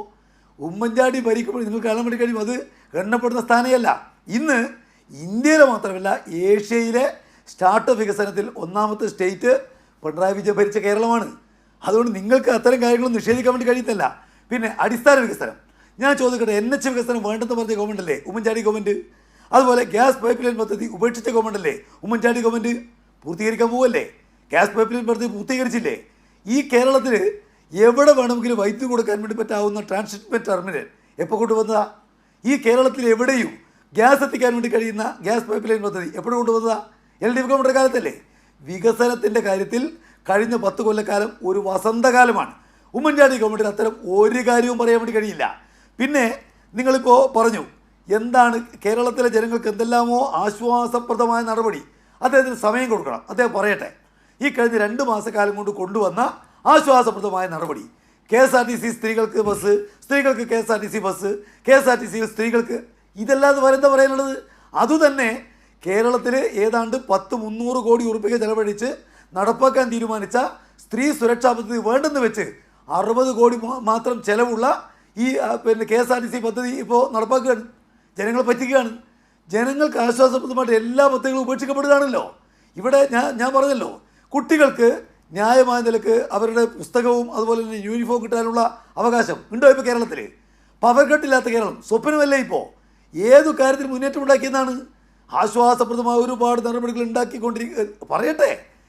ഞങ്ങൾക്കൊന്നും അനുഭവപ്പെടും, ഞങ്ങളെല്ലാം ഈ നാട്ടിലെ ജനങ്ങളാണല്ലോ, ഞങ്ങൾക്ക് അനുഭവിക്കാനാവുന്നില്ലല്ലോ. ഇവിടെ പഞ്ചായത്ത് രാജ് സ്ഥാപനങ്ങൾക്ക് ഒരു പൈസ കൊടുത്തിട്ടില്ല, ഒന്നും നടക്കുന്നില്ല. ഇവിടെ KSRTCയിലെ താൽക്കാലിക കണ്ടക്ടർമാർക്ക് ശമ്പളം കൊടുത്തിട്ടില്ല. ഇവിടെ ജീവനക്കാർക്ക് ഒരുപാട് കാര്യം കൊടുക്കുന്ന പറഞ്ഞിട്ട് ഒന്നും കൊടുത്തിട്ടില്ല. ആശമാരുടെ വേതനം 15,000 വർദ്ധിപ്പിക്കുന്ന പറഞ്ഞിട്ട് കൊടുത്തിട്ടില്ലല്ലോ. എന്ത് കാര്യം കൊടുത്തുവെന്നാണ്? 2 മാസക്കാലം കൊണ്ട് നടത്തിയിരിക്കുന്ന ജനോപകാരപ്രദമായിട്ടുള്ള എന്തെങ്കിലും കാര്യം പറയട്ടെ. ഒരു കാര്യവും പറയാനെന്ന് മാത്രമല്ല, LDFൻ്റെ ഗവൺമെൻറ് നടപ്പിലാക്കിയ കാര്യങ്ങൾ ഓരോന്നായിട്ട് ഇല്ലാതാക്കപ്പെടുകയാണ്, ജനങ്ങൾ അനുഭവിക്കുകയാണ്. എന്നിട്ട് എന്തോ വലിയ കാര്യങ്ങൾ ചെയ്തു എന്ന് പറയാൻ തൊഴിൽ മേഖലയിലായാലും വികസനത്തിൻ്റെ മേഖലയിലായാലും LDF ഗവൺമെൻറ്റിനെ വെല്ലുവിളിക്കാൻ ഒരു UDF ഗവൺമെൻറ്റും ആവില്ലെന്ന് ചരിത്രം തെളിയിക്കും. 2 മാസക്കാലം കൊണ്ട് ഇവിടെ 10 വർഷക്കാലം കൊണ്ട് ഗവൺമെൻറ് ഉണ്ടാക്കിയ കാര്യങ്ങളിൽ ഒരുപാട് കാര്യങ്ങൾ കേവലം 2 മാസക്കാലം കൊണ്ട് നഷ്ടപ്പെടുത്താനായി. ഇതാണ് സതീശ ഗവൺമെൻറ്റിൻ്റെ ഏക നേട്ടം. അല്ല പ്രകാശ് മാസ്റ്റർ, താങ്കൾ ചോദിച്ച ചോദ്യത്തിന് റജി തന്നെ മറുപടി പറയട്ടെ. എന്താണ് എണ്ണി പറയൂ, എന്താണ് ഈ 2 മാസം കൊണ്ട് നടപ്പിലാക്കിയ ജനക്ഷേമകരമായ പ്രവർത്തനങ്ങൾ? ഇനി പ്രിയദർശിനിയുടെ കാര്യം പറയരുത്. നോക്കൂ, ഈ സർക്കാർ അധികാരത്തിൽ വന്നു, അതായത് 10 വർഷത്തെ ഭരണത്തിൽ നിന്ന് മനസ്സുമടുത്ത് ജനങ്ങൾ ആശയറ്റ് പുതിയൊരു സർക്കാരിനെ ഭരമേൽപ്പിച്ചു അധികാരം. ആ സർക്കാരിന് പ്രവർത്തിക്കുവാൻ നിങ്ങൾ അല്പം സമയം നൽകൂ. നിങ്ങളിങ്ങനെ അസ്വസ്ഥരാവാതിരിക്കൂ. ബഹുമാനായ പ്രകാശ് മാസ്റ്റർ, അദ്ദേഹം ഭരണത്തിൻ്റെ ഭാഗമായിരുന്നിട്ടുണ്ട്, MLA ആയിരുന്നിട്ടുണ്ട്, അദ്ദേഹത്തിന് ഭരണപരമായ കാര്യങ്ങളിൽ നല്ല പരിജ്ഞാനവുമുണ്ട്, അത് ഞാൻ അംഗീകരിക്കുകയും ചെയ്യുന്നു. പക്ഷേ അങ്ങ് പറയുന്ന കാര്യങ്ങൾ, അതിൻ്റെ എല്ലാം തുടക്കമിട്ട അടിസ്ഥാന സൗകര്യ വികസനത്തിൽ കേരളത്തിൽ എക്കാലത്തും മുൻതൂക്കം നിൽക്കുന്നത് അല്ലെങ്കിൽ കൂടുതൽ നടപടി സ്വീകരിച്ചിട്ടുള്ളത് UDF സർക്കാരിൻ്റെ കാലഘട്ടത്തിലല്ലേ? അങ്ങ് ഗെയിൽ പൈപ്പ് ലൈനിൻ്റെ കാര്യം പറഞ്ഞു. ഗെയിൽ പൈപ്പ് ലൈൻ ഭൂമിക്കടിയിലെ ബോംബാണ് എന്ന് പറഞ്ഞത് അങ്ങയുടെ പാർട്ടിയിൽപ്പെട്ട നേതാവല്ലേ? അദ്ദേഹം മന്ത്രിയായി വന്നില്ലേ? ഇവിടെ നെടുമ്പാശ്ശേരി എയർപോർട്ട് വന്നപ്പോൾ നെടുമ്പാശ്ശേരിയിൽ വിമാനം ഇറങ്ങുന്നത് എൻ്റെ നെഞ്ചിൽ കൂടിയായിരിക്കും എന്ന് പറഞ്ഞ ശ്രീ എസ് ശർമ്മ അവസാനം അതിൻ്റെ ഡയറക്ടർ ബോർഡ് അംഗമായി മാറിയത് അങ്ങേക്കറിയില്ലേ? അപ്പോൾ ഇത്തരത്തിൽ എല്ലാ പരിപാടിയും പ്രതിപക്ഷത്തിരിക്കുമ്പോൾ മുടക്കുന്ന, അതായത് പണ്ട് സൈക്കിൾ വന്ന കാലം മുതൽ, കമ്പ്യൂട്ടർ വന്ന കാലം മുതൽ അതിനെ ആദ്യം എതിർക്കുകയും ADB വായ്പയുടെ കാര്യത്തിൽ തന്നെ അങ്ങേക്കറിവുള്ള കാര്യമാണ്, അതിനെല്ലാം മുടക്കുകയും ഒക്കെ ചെയ്തുകൊണ്ടിരിക്കുമ്പോൾ ആ ഒരു കാലഘട്ടത്തിൽ നിന്ന് ഈ UDFൻ്റെ കാലഘട്ടം വരുമ്പോൾ ജനങ്ങൾക്ക് ആശ്വാസം നൽകുന്ന അടിസ്ഥാന സൗകര്യ വികസന പദ്ധതികൾ ഒന്നൊന്നായി ചെയ്തുകൊണ്ടിരിക്കുന്നു. ഇപ്പോൾ ഈ 2 മാസത്തിൻ്റെ കാലത്തിൻ്റെ ഇടയിൽ എണ്ണി പറയാൻ കഴിഞ്ഞാൽ നമുക്കത് അതിനെല്ലാം അടിത്തറയിട്ട് കഴിഞ്ഞു. ഏറ്റവും നല്ല ഒരു ഞാനൊന്നുകൂടി ശ്രീ റജി, ഞാനൊന്നുകൂടി കൂട്ടിച്ചേർക്കട്ടെ. നിങ്ങൾ അടിത്തറ ഇട്ടിട്ടുണ്ട് പല കാര്യങ്ങൾക്കും. കഴിഞ്ഞ സർക്കാർ കൊണ്ടുവന്ന മികച്ച വികസന ക്ഷേമ പ്രവർത്തനങ്ങൾ ഒന്നൊന്നായി നിങ്ങൾ അടിത്തറ ഇട്ടു എന്നല്ല പറയേണ്ടത്, അടിത്തറ ഇളക്കി കഴിഞ്ഞു. ലൈഫ് മിഷൻ 5.5 ലക്ഷം വീടുകൾ നിർമ്മിച്ച പദ്ധതിയാണ്, നിങ്ങൾ നിർത്തി. നേരത്തെ പ്രകാശ് മാസ്റ്റർ ചൂണ്ടിക്കാട്ടിയതുപോലെ ഈ തദ്ദേശ സ്വയംഭരണ സ്ഥാപനങ്ങൾക്കുള്ള വീതം 5000 കോടി വെട്ടിക്കുറച്ചു. പ്രവാസി ക്ഷേമ പെൻഷൻ നിർത്തലാക്കി. അടിത്തറയിട്ടതല്ല, അടിത്തറ ഇളക്കിയതാണ്. സ്ത്രീ സുരക്ഷാ പദ്ധതി ഇല്ലാതാക്കി. അതോടൊപ്പം തന്നെ കഴിഞ്ഞ ദിവസം ആലപ്പുഴയിൽ സമരം നടന്നത് കണ്ടായിരിക്കുമല്ലോ താങ്കൾ. LP സ്കൂൾ ടീച്ചർമാരെ 32 പേർ ഒരു ദിവസം രാവിലെ പിരിച്ചുവിടുകയാണ്. LP സ്കൂൾ റാങ്ക് ലിസ്റ്റിൽ അവർ തിരുവനന്തപുരത്ത് മണ്ണ് വാരിത്തുന്ന സമരം നടത്തുന്നത് താങ്കൾ കണ്ടിട്ടുണ്ടാകുമല്ലോ. ഇങ്ങനെ ഓരോന്ന് നിങ്ങൾ ചെയ്യുന്നത് എന്താണ്? അടിത്തറയല്ല, അത് പദത്തിന് ചില പ്രശ്നമുണ്ട് ശ്രീ റജി. അടിത്തറ ഇടുകയല്ല, അടിത്തറ ഇളക്കുകയാണ് കേരളത്തിൻ്റെ. ഞാനൊന്ന് കൂട്ടിച്ചേർക്കുകയാണ്. നോക്കൂ, അങ്ങേക്ക് വിമർശിക്കാം, കാരണം എപ്പോഴും. പക്ഷെ ഒരു കാര്യമുണ്ട്, കേരളത്തിലെ ജനങ്ങൾ ഇതെല്ലാം കാണുകയാണ്. അടിസ്ഥാനരഹിതമായി അല്ലെങ്കിൽ തിരിച്ചടിക്കുന്ന വിമർശനങ്ങൾ ഉന്നയിക്കരുത്. കാരണം പല എന്തെങ്കിലും ഒരു കാര്യം പറയൂ റജി. അടിത്തറയിട്ട ഏതെങ്കിലും ഒരു പരിപാടിയുടെ പരിപാടി പറയൂ. പുതിയ സർക്കാർ അധികാരത്തിൽ വന്നതിന് ശേഷം അതിൻ്റെ നയം കേരളത്തിലെ ജനങ്ങൾക്ക് മുമ്പാകെ വ്യക്തമാക്കി. ആ നയപരിപാടി നടത്തുന്നതിൻ്റെ ഭാഗമായി ഒരു ബഡ്ജറ്റ് അവതരിപ്പിച്ചു. ആ ബഡ്ജറ്റ് പാസ്സാക്കി കഴിഞ്ഞിട്ട് ഇപ്പോൾ 2 ആഴ്ച തികഞ്ഞിട്ടില്ല. അപ്പോൾ ആ ബഡ്ജറ്റിൽ, അതായത് യാഥാർത്ഥ്യങ്ങളിൽ നിരക്കാത്ത 20,000 കോടിയുടെ ഗ്യാപ്പൊക്കെ ഉള്ള അതായത് വരുമാനമില്ലാതെ ഒരു ബഡ്ജറ്റ് അവതരിപ്പിച്ചപ്പോൾ അതിനെ റിയലിസ്റ്റിക്കായി അതിനെ പൊളിച്ചെഴുതിക്കൊണ്ട് പുതിയൊരു പദ്ധതിക്ക് തുടക്കമിടുകയാണ്. ആ പദ്ധതി ഒന്നൊന്നായി നടപ്പാക്കും. ഈ വരുന്ന ദിവസങ്ങളിൽ, വരുന്ന മാസങ്ങളിൽ അങ്ങേക്ക് കാണാൻ കഴിയും. അങ്ങേക്ക് അങ്ങേക്ക് അതിനെ വിമർശിക്കാൻ മറ്റെന്തെങ്കിലും വഴി അങ്ങ് തേടേണ്ടി വരും. പ്രകാശ് മാസ്റ്റർ, എന്തായാലും ശ്രീ റജി സമ്മതിച്ചു, ഈ 2 മാസത്തിനിടയ്ക്ക് പ്രത്യേകിച്ച് പരിപാടിയൊന്നും കൊണ്ടുവന്നിട്ടില്ല. പക്ഷെ എന്തായാലും വരും. എം ജയചന്ദ്രൻ വരും. അങ്ങനെയാണ് അദ്ദേഹം പറഞ്ഞത്. വരാതിരിക്കില്ല, വരും. അല്ല, വനിതകളെ സംബന്ധിച്ച് സ്ത്രീ ജനങ്ങളുടെ ജീവിതത്തിൽ തന്നെ വലിയൊരു മാറ്റം ഉണ്ടാക്കത്തക്ക തരത്തിലല്ലേ പ്രിയദർശിനിയും സൗജന്യ ബസ് യാത്ര കേരളത്തിൽ നടപ്പാക്കിയത്? 82% വർധനവാണെന്നാണ് ഇന്നത്തെ പത്രങ്ങൾ പോലും റിപ്പോർട്ട് ചെയ്തിരിക്കുന്നത്. അത് നമ്മുടെ 10,000-ഓളം കുടുംബങ്ങൾ പട്ടിണിയിലാണ്. നേരത്തെ കിട്ടിക്കൊണ്ടിരുന്ന വരുമാനം പകുതിയായി കുറഞ്ഞു. അത് നമ്മുടെ സാമൂഹ്യ ജീവിതത്തിൽ ഉണ്ടാകുന്ന മാറ്റങ്ങൾ വലുതായിരിക്കും. അത്രയും പേരെ നമ്മളെ പൊതുസമൂഹത്തിലേക്ക് ഇൻവോൾവ് ചെയ്യുകയും അവർ സാമൂഹ്യ സാമ്പത്തിക പ്രവർത്തനങ്ങളിൽ പങ്കാളിയാകുകയും. ഞങ്ങൾക്ക് വളരെ ലളിതമായി ശ്രീ റജി പറയാൻ കഴിയുന്നേ, കുറച്ച് ഞങ്ങൾ ചില ഗിമ്മിക്ക് കാണിക്കുമ്പോൾ കുറച്ച് പേര് പട്ടിണി കിടക്കും, കുറച്ച് പേര് ചത്തുപോയെന്നിരിക്കും. അതങ്ങനെയാണ്. താങ്കൾ പറഞ്ഞതിന് ഇച്ചിരി കൂടി ലളിതമായി പറഞ്ഞു കഴിഞ്ഞാൽ ശ്രീ എം ജയചന്ദ്രൻ അദ്ദേഹം ഇപ്പോഴും പറഞ്ഞുകൊണ്ടിരിക്കുന്നത് താങ്കൾ കേട്ടിട്ടുണ്ടാകും. പ്രത്യേകിച്ച് നേട്ടങ്ങളൊന്നും എടുത്ത് പറയാൻ കഴിയുന്നില്ല. ഞങ്ങൾ വരും, ഞങ്ങൾ ഉണ്ടാക്കും. താങ്കൾ നേരത്തെ ചോദിച്ച ചോദ്യമുണ്ടല്ലോ, ഈ സമുദ്ര മിഷൻ അടക്കമുള്ള 4 വലിയ പ്രോജക്റ്റുകൾ, അത് കഴിഞ്ഞ് ഒരു അക്ഷരം വേണ്ടിയിട്ടില്ല. പിന്നീട് അദ്ദേഹം പറഞ്ഞു, താങ്കൾ പറഞ്ഞ കൂട്ടിച്ചേർക്കലുണ്ട്. അദ്ദേഹം പിന്നീട് പറഞ്ഞു, ഇന്നലെ പറഞ്ഞിരുന്നു ആ 10,000 കോടിയുടെ കാര്യം. അതും ദാ ഇന്ന് ചിൽ പോലെ പൊട്ടിക്കഴിഞ്ഞു. അല്ല സിജു, ഇതില് പിന്നെ റജിയുടെ ഈ ചർച്ചയിൽ പങ്കെടുത്ത് റജി സംസാരിക്കുന്നതിൽ ഞാൻ മനസ്സിലാക്കുന്നത് മറ്റൊന്നാണ്. റജിക്ക് പിന്നെ KPCC ഫീഡർ ലൈൻ ഉണ്ടോ എന്ന് എനിക്ക് അറിഞ്ഞുകൂടാ.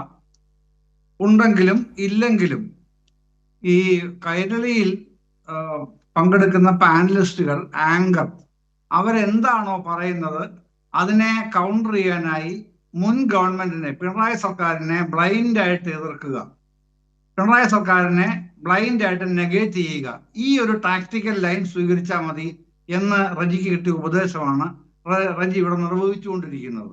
നമ്മൾ എന്ത് പറഞ്ഞാലും, എത്ര സീരിയസ് ആയിട്ടുള്ള വിമർശനം ഉന്നയിച്ചാലും ശരി, അതിന്റെ മറുപടി ആയിട്ട് വരുന്നത് മുൻ ഗവൺമെന്റ് കാണിച്ചു വെച്ചതിന്റെ കുഴപ്പമാണ്. അതെ, മുൻ ഗവൺമെന്റ് കുഴപ്പം കാണിച്ചുകൊണ്ടാണല്ലോ പ്രതിപക്ഷത്തിരിക്കുന്നത്, അല്ലേ? നിങ്ങൾ ഭരണപക്ഷത്ത് ആയതും അങ്ങനെയല്ലേ? മുൻ ഗവൺമെന്റിന്റെ കുഴപ്പമെന്ന് നിങ്ങൾ അവകാശപ്പെട്ട് നടന്ന കാര്യങ്ങൾ നിങ്ങളുടെ ഒപ്പം കുറെ മാധ്യമങ്ങൾ തുള്ളിച്ചാടാൻ ഉണ്ടായിരുന്നുകൊണ്ടാണല്ലോ ഇങ്ങനെ സംഭവിച്ചത്. അപ്പൊ ആ പ്രവർത്തനങ്ങൾ, ആ മുൻ ഗവൺമെന്റ് ചെയ്ത തെറ്റുകൾ എന്ന് നിങ്ങൾ പറയുന്ന കാര്യങ്ങൾ തിരുത്താൻ, അല്ലെങ്കിൽ പിന്നെ നിങ്ങൾ എന്തിനാണ് ഈ കസേരക്കറി ഇരിക്കുന്നത്? അവരെക്കാൾ എന്ത് അധിക യോഗ്യതയാണ് നിങ്ങൾക്കുള്ളത്? ഒന്നുമില്ലല്ലോ. അവർ ചെയ്ത അത്രയും പോലും നിങ്ങൾ ചെയ്യുന്നില്ല, നിങ്ങൾ തുറന്ന് സമ്മതിക്കുകയാണ് ഇപ്പോ. എന്നിട്ട് അത് വീണ്ടും ചർച്ചയ്ക്ക് വിധേയമായാൽ അടുത്ത ഒരു പിടിവള്ളിയായിട്ട് പിടിക്കുന്നത്, ഞങ്ങളിതാ 2 മാസമല്ലേ ആയിട്ടുള്ളൂ. 2 മാസം എന്നുള്ളതല്ല, 2 മണിക്കൂറാണെങ്കിലും മുഖ്യമന്ത്രിയുടെ മദ്യ ഫയൽ നീങ്ങാൻ 2 മണിക്കൂറാണല്ലോ ആകെ എടുത്തത് നികുതി ഇളവിന്. അപ്പൊ ശരവേഗമായിരുന്നല്ലോ ഫയലിലെ ഓടിയ ഓട്ടം. എന്തായിരുന്നു ആ വേഗത? പിന്നീട് ഒന്നിനും കണ്ടേയില്ലല്ലോ. സുധീരൻ വന്ന് പറഞ്ഞു, സമുദായ നേതാക്കൾ വന്ന് പറഞ്ഞു, സമസ്ത പറഞ്ഞു, എന്നിട്ടൊന്നും ഒരു മാറ്റവും കണ്ടില്ലല്ലോ. ആ വേഗത മറ്റൊന്നിനും കണ്ടില്ലല്ലോ റജി. അപ്പൊ വെറുതെ ഇങ്ങനെ ഇരുന്ന എല്ലാത്തിനും മുൻ ഗവൺമെന്റിനെ വിമർശിച്ചാൽ അത് എളുപ്പത്തിൽ വിറ്റ് പോവില്ല, അത് എടുക്കാച്ചരക്കായി മാറും എന്നുള്ളത് ഇങ്ങനെ ചർച്ച ചെയ്യുമ്പോൾ അത് അവരോട് പറഞ്ഞു തരാൻ പറയണം. എപ്പോഴും എനിക്കിത് പോയി പറയാൻ പറ്റില്ല, മുൻ ഗവൺമെന്റ് കുഴപ്പം. പുതുതായിട്ട് എന്തെങ്കിലും നിങ്ങൾ ആലോചിച്ച് എനിക്ക് തരണം ക്യാപ്സ്യൂളായിട്ട്, അല്ലെങ്കിൽ പിടിച്ചു നിൽക്കാൻ പാടാണ്. എപ്പോഴും മുൻ ഗവൺമെന്റിനെ പറഞ്ഞിരിക്കാൻ പറ്റുമോ? അങ്ങനെ ഇരിക്കുന്നത് ജനങ്ങൾ അംഗീകരിക്കുമോ? ഇപ്പോ പിന്നെ ഈ 10,000 കോടി ടാറ്റയെ പോലെ അന്തർദേശീയ തലത്തിൽ വളരെ വലിയ റെപ്യൂട്ടേഷനുള്ള ഒരു പ്രസ്ഥാനം പരസ്യമായി ഇന്ന് പറയേണ്ടി വന്നിരിക്കുന്നു. കേരള മുഖ്യമന്ത്രിയുമായി തങ്ങൾ ഒരു കരാറിൽ ഏർപ്പെട്ടിട്ടില്ല, വാക്കാലും അല്ലാതെയും ഒരു വാഗ്ദാനം നൽകിയിട്ടില്ല, തങ്ങൾ കപ്പൽ നിർമ്മാണത്തിന് തീരുമാനിച്ചിട്ടുമില്ല. ഇന്ത്യയിൽ ആദ്യമായിട്ടാണ് ടാറ്റാസിന് ഇങ്ങനെ പറയേണ്ടി വരുന്നത് കേട്ടോ. അത് അങ്ങനെ അവരെ കൊണ്ട് പറയിപ്പിച്ചത് നിങ്ങളുടെ നേതാവായ കേരളത്തിന്റെ മുഖ്യമന്ത്രിയാണ്. അവിടെയാണ് പ്രശ്നം. അത് നിങ്ങൾ കഴിഞ്ഞ ഗവൺമെന്റിനെ പഠിച്ചിട്ട് വല്ല കാര്യമുണ്ടോ? എന്തുകൊണ്ട് ഇങ്ങനെ പറയാൻ ഇടവന്നു? ടാറ്റാസ് ഇങ്ങനെ പറഞ്ഞത് എന്തുകൊണ്ട്? അതിന് മറുപടി വേണ്ടേ? പിന്നെ മറ്റൊന്ന്, നിങ്ങൾ ഏറ്റവും മികവേറിയ പ്രശ്നമായിട്ട്, കാര്യമായിട്ട് അവകാശവാദമായി പറയുന്ന ഏതാണ്? Priyadarshini bus service. അത് പ്രകാശൻ മാസ്റ്റർ പറഞ്ഞല്ലോ, സ്ത്രീ സുരക്ഷാ പദ്ധതി 300 കോടിയുടെ ടോട്ടൽ ഔട്ട്ലേ ഉള്ള പദ്ധതിയാണ് സ്ത്രീ സുരക്ഷാ പദ്ധതി. 1000 രൂപ വെച്ച് 30 ലക്ഷം സ്ത്രീകൾ കൊടുക്കുന്ന പദ്ധതി. അത് അവസാനിപ്പിച്ചതിന് ബദലായിട്ട് നിങ്ങൾ കൊണ്ടുവന്ന ഈ പദ്ധതിയിൽ നിങ്ങൾക്ക് എത്രയാണ് ചിലവ്? 90 കോടി രൂപ ഇയർലി ഔട്ട്ലേ. ബാക്കി 210 കോടി രൂപ നിങ്ങൾ അങ്ങോട്ടാണ് അടിച്ചു മാറ്റിയെന്നുള്ള കേരളത്തിന് അറിയാൻ വയ്യ. എപ്പോഴും 300 കോടി രൂപയുടെ പദ്ധതി നിങ്ങൾ അവസാനിപ്പിക്കല്ല, അബോർട്ട് ചെയ്യുക ചെയ്തത്. അങ്ങനെ തന്നെ പറയണം, സ്ത്രീകളുമായി ബന്ധപ്പെട്ട കാര്യമല്ലേ. അപ്പൊ അതുകൊണ്ട് അങ്ങനെ പറയുന്നതുകൊണ്ട് ഒരു കുഴപ്പമില്ല, അതാണല്ലോ ശരിയായ പ്രയോഗവും. നിങ്ങൾ സ്ത്രീ സുരക്ഷാ പദ്ധതി അബോർട്ട് ചെയ്തവരാണ്. അവർക്ക് കിട്ടുമായിരുന്ന ആ ഒരു ചെറിയ സഹായമെങ്കിലും ഇല്ലാതാക്കിയവരാണ്. അതിനെ ഭ്രൂണത്തിനെ നശിപ്പിച്ചു കളഞ്ഞു. അതാണല്ലോ ഗർഭഛിദ്രം എന്ന് പറയുന്നതിനേക്കാളും ഏറ്റവും ശരിയായ പ്രയോഗം ഭ്രൂണത്തിനെ അതിനെ നശിപ്പിച്ചു കളഞ്ഞു എന്നുള്ളതല്ലേ ആ പദ്ധതിയെ. അങ്ങനെ നശിപ്പിച്ചവരുടെ പേരാണ് UDF എന്ന കാലം രേഖപ്പെടുത്തി കഴിഞ്ഞിട്ടുണ്ട് ഇപ്പൊ തന്നെ. എന്നിട്ടാണ് നിങ്ങൾ ഈ പദ്ധതി കൊണ്ട് വരുന്നത്. ഏത്? പ്രിയദർശിനി. 90 കോടി രൂപയുടെ പദ്ധതി പ്രഖ്യാപിക്കുക, ബാക്കി 210 കോടി രൂപ എങ്ങോട്ടോ അടിച്ചു മാറ്റുക. ഇതല്ലേ പരിപാടി? ഒരു വെൽഫെയർ സ്കീം, ഒരു ക്ഷേമ പദ്ധതി എന്തുകൊണ്ട് നിർത്തലാക്കുന്നു എന്ന് പറയാനുള്ള സാമാന്യ ബാധ്യത, ഉത്തരവാദിത്വമല്ല ഞാൻ പറയുന്നത്, സാമാന്യ ബാധ്യത ഒരു ഗവൺമെന്റിനുണ്ടെന്ന് റജി മനസ്സിലാക്കണം. ആ ഗവൺമെന്റിനെ റെപ്രസെന്റ് ചെയ്യുന്ന അല്ലെങ്കിൽ അതിന്റെ സഹയാത്രികനായ, നയിക്കുന്ന പാർട്ടിയുടെ സഹയാത്രികനായ താങ്കൾക്കും ആ ബാധ്യതയിൽ നിന്ന് ഒഴിഞ്ഞു നിൽക്കാൻ കഴിയില്ല. അത് എന്തുകൊണ്ടാണ് നിങ്ങൾ ആ വെൽഫെയർ സ്കീം അവസാനിപ്പിച്ചത്, എന്താണ് അതിന്റെ കാരണം എന്നുള്ളത് വ്യക്തമാക്കണമെന്നേ. ഇതുവരെ പറഞ്ഞിട്ടുണ്ടോ? ഏതെങ്കിലും മന്ത്രി, തൊഴിൽ മന്ത്രി പറയുന്നുണ്ടോ? മുഖ്യമന്ത്രി പറയുന്നുണ്ടോ? വനിതാ വികസന വകുപ്പ് മന്ത്രി പറയുന്നുണ്ടോ? ഇല്ലല്ലോ. ആർക്കും ഒരു മിണ്ടാട്ടവും ഇല്ല. എന്നിട്ട് ചർച്ചകളിലെല്ലാം പ്രിയദർശിനി പ്രിയദർശിനി എന്ന് മാത്രം പറഞ്ഞാൽ അടുപ്പിൽ അരി വേവുകയോ? ഇല്ലല്ലോ. അവർക്ക് യാത്ര ചെയ്യാൻ പറ്റും, ബാക്കി കാര്യങ്ങൾക്കോ? അതിന് അവർക്കൊരു കൈത്താങ്ങായ പദ്ധതിയായിരുന്നു സ്ത്രീ സുരക്ഷാ പദ്ധതി. ആ പദ്ധതി എന്തിനാണ് നിങ്ങൾ അവസാനിപ്പിച്ചത് എന്ന് പറയാനുള്ള ബാധ്യതയിൽ നിന്ന് UDF സർക്കാരിനോ അതിന്റെ വക്താക്കൾക്കോ പ്രയോക്താക്കൾക്കോ ഒരു കാരണവശാലും ഒരു നിലയ്ക്കും ഒഴിഞ്ഞു മാറാൻ കഴിയില്ല എന്ന് ഞാൻ ആവർത്തിച്ച് പറയാൻ ആഗ്രഹിക്കുന്നു ഈ ചർച്ചയിൽ. നിങ്ങളൊരു പദ്ധതി നിർത്തുമ്പോൾ എന്തുകൊണ്ട് നിർത്തുന്നു എന്ന് പറയണ്ടേ? കാരുണ്യ സുരക്ഷ, ഈ സ്ത്രീ സുരക്ഷാ പദ്ധതി ഇന്ന കാരണം കൊണ്ട് നിർത്തുന്നു.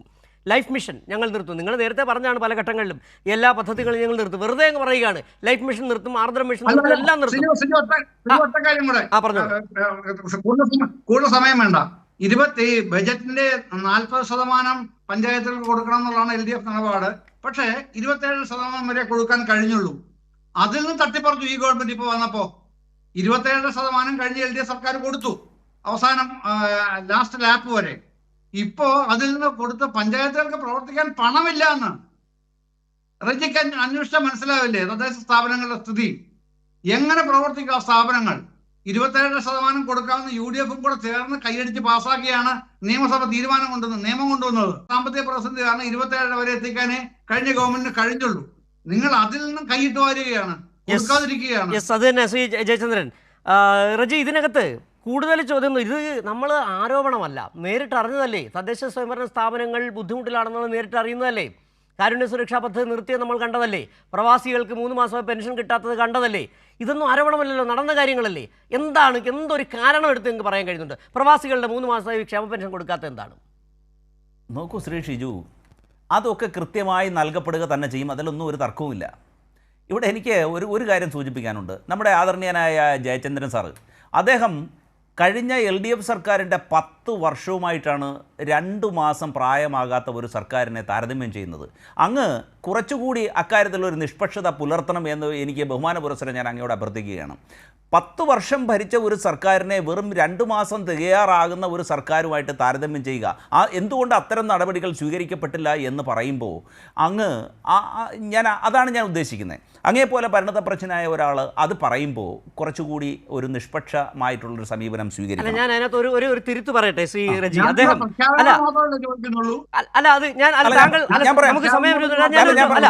പ്രകാശ് മാസ്റ്റർ താങ്കൾ ചോദിച്ച LDF സർക്കാരുമായി ബന്ധപ്പെട്ട ചോദ്യങ്ങൾക്ക് മറുപടി പറയാൻ പ്രകാശ് മാസ്റ്റർ ഉണ്ട്. ഞാൻ ഒരു കാര്യം കൂടി ജയചന്ദ്രൻ സാർ ചൂണ്ടിക്കാട്ടിയായിരുന്നു. എന്തായിരുന്നു അറിയോ?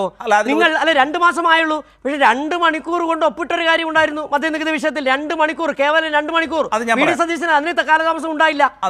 ആ കാര്യം അത് താങ്കൾ ബോധപൂർവ്വം ഉപേക്ഷിച്ചു എന്നാണ് എനിക്ക് മനസ്സിലാകുന്നത്. നോക്കൂ, അതൊക്കെ അങ്ങേക്ക് അറിവുള്ള കാര്യമല്ലേ. ഇടതുപക്ഷ സർക്കാർ ഒരു പുതിയ മദ്യത്തെ കൊണ്ടുവന്നു, അമെൻമെൻറ്റ് വരുത്തി, നോട്ടിഫിക്കേഷൻ ഇഷ്യൂ ചെയ്തു, അതിന് ഒരു എമൗണ്ട് ഫിക്സ് ചെയ്യുന്നു. ആ എമൗണ്ട് ഏത് സമയത്ത് മാറ്റിയോ കുറയ്ക്കുകയോ മാറ്റാതിരിക്കുകയോ എന്ത് വേണമെങ്കിലും ചെയ്യാം. അത് സബ്ജക്റ്റ് ടു UDFിൻ്റെ തീരുമാനത്തിന് വിട്ടിരിക്കുകയാണ്. അത് പൊതുസമൂഹത്തിന് അറിയാവുന്ന കാര്യമാണ്. ജയചന്ദ്രൻ സാർ പറഞ്ഞ കാര്യത്തിനോട് എനിക്കൊരു കാര്യം കൂടെ കൂട്ടിച്ചേർക്കാനുണ്ട്.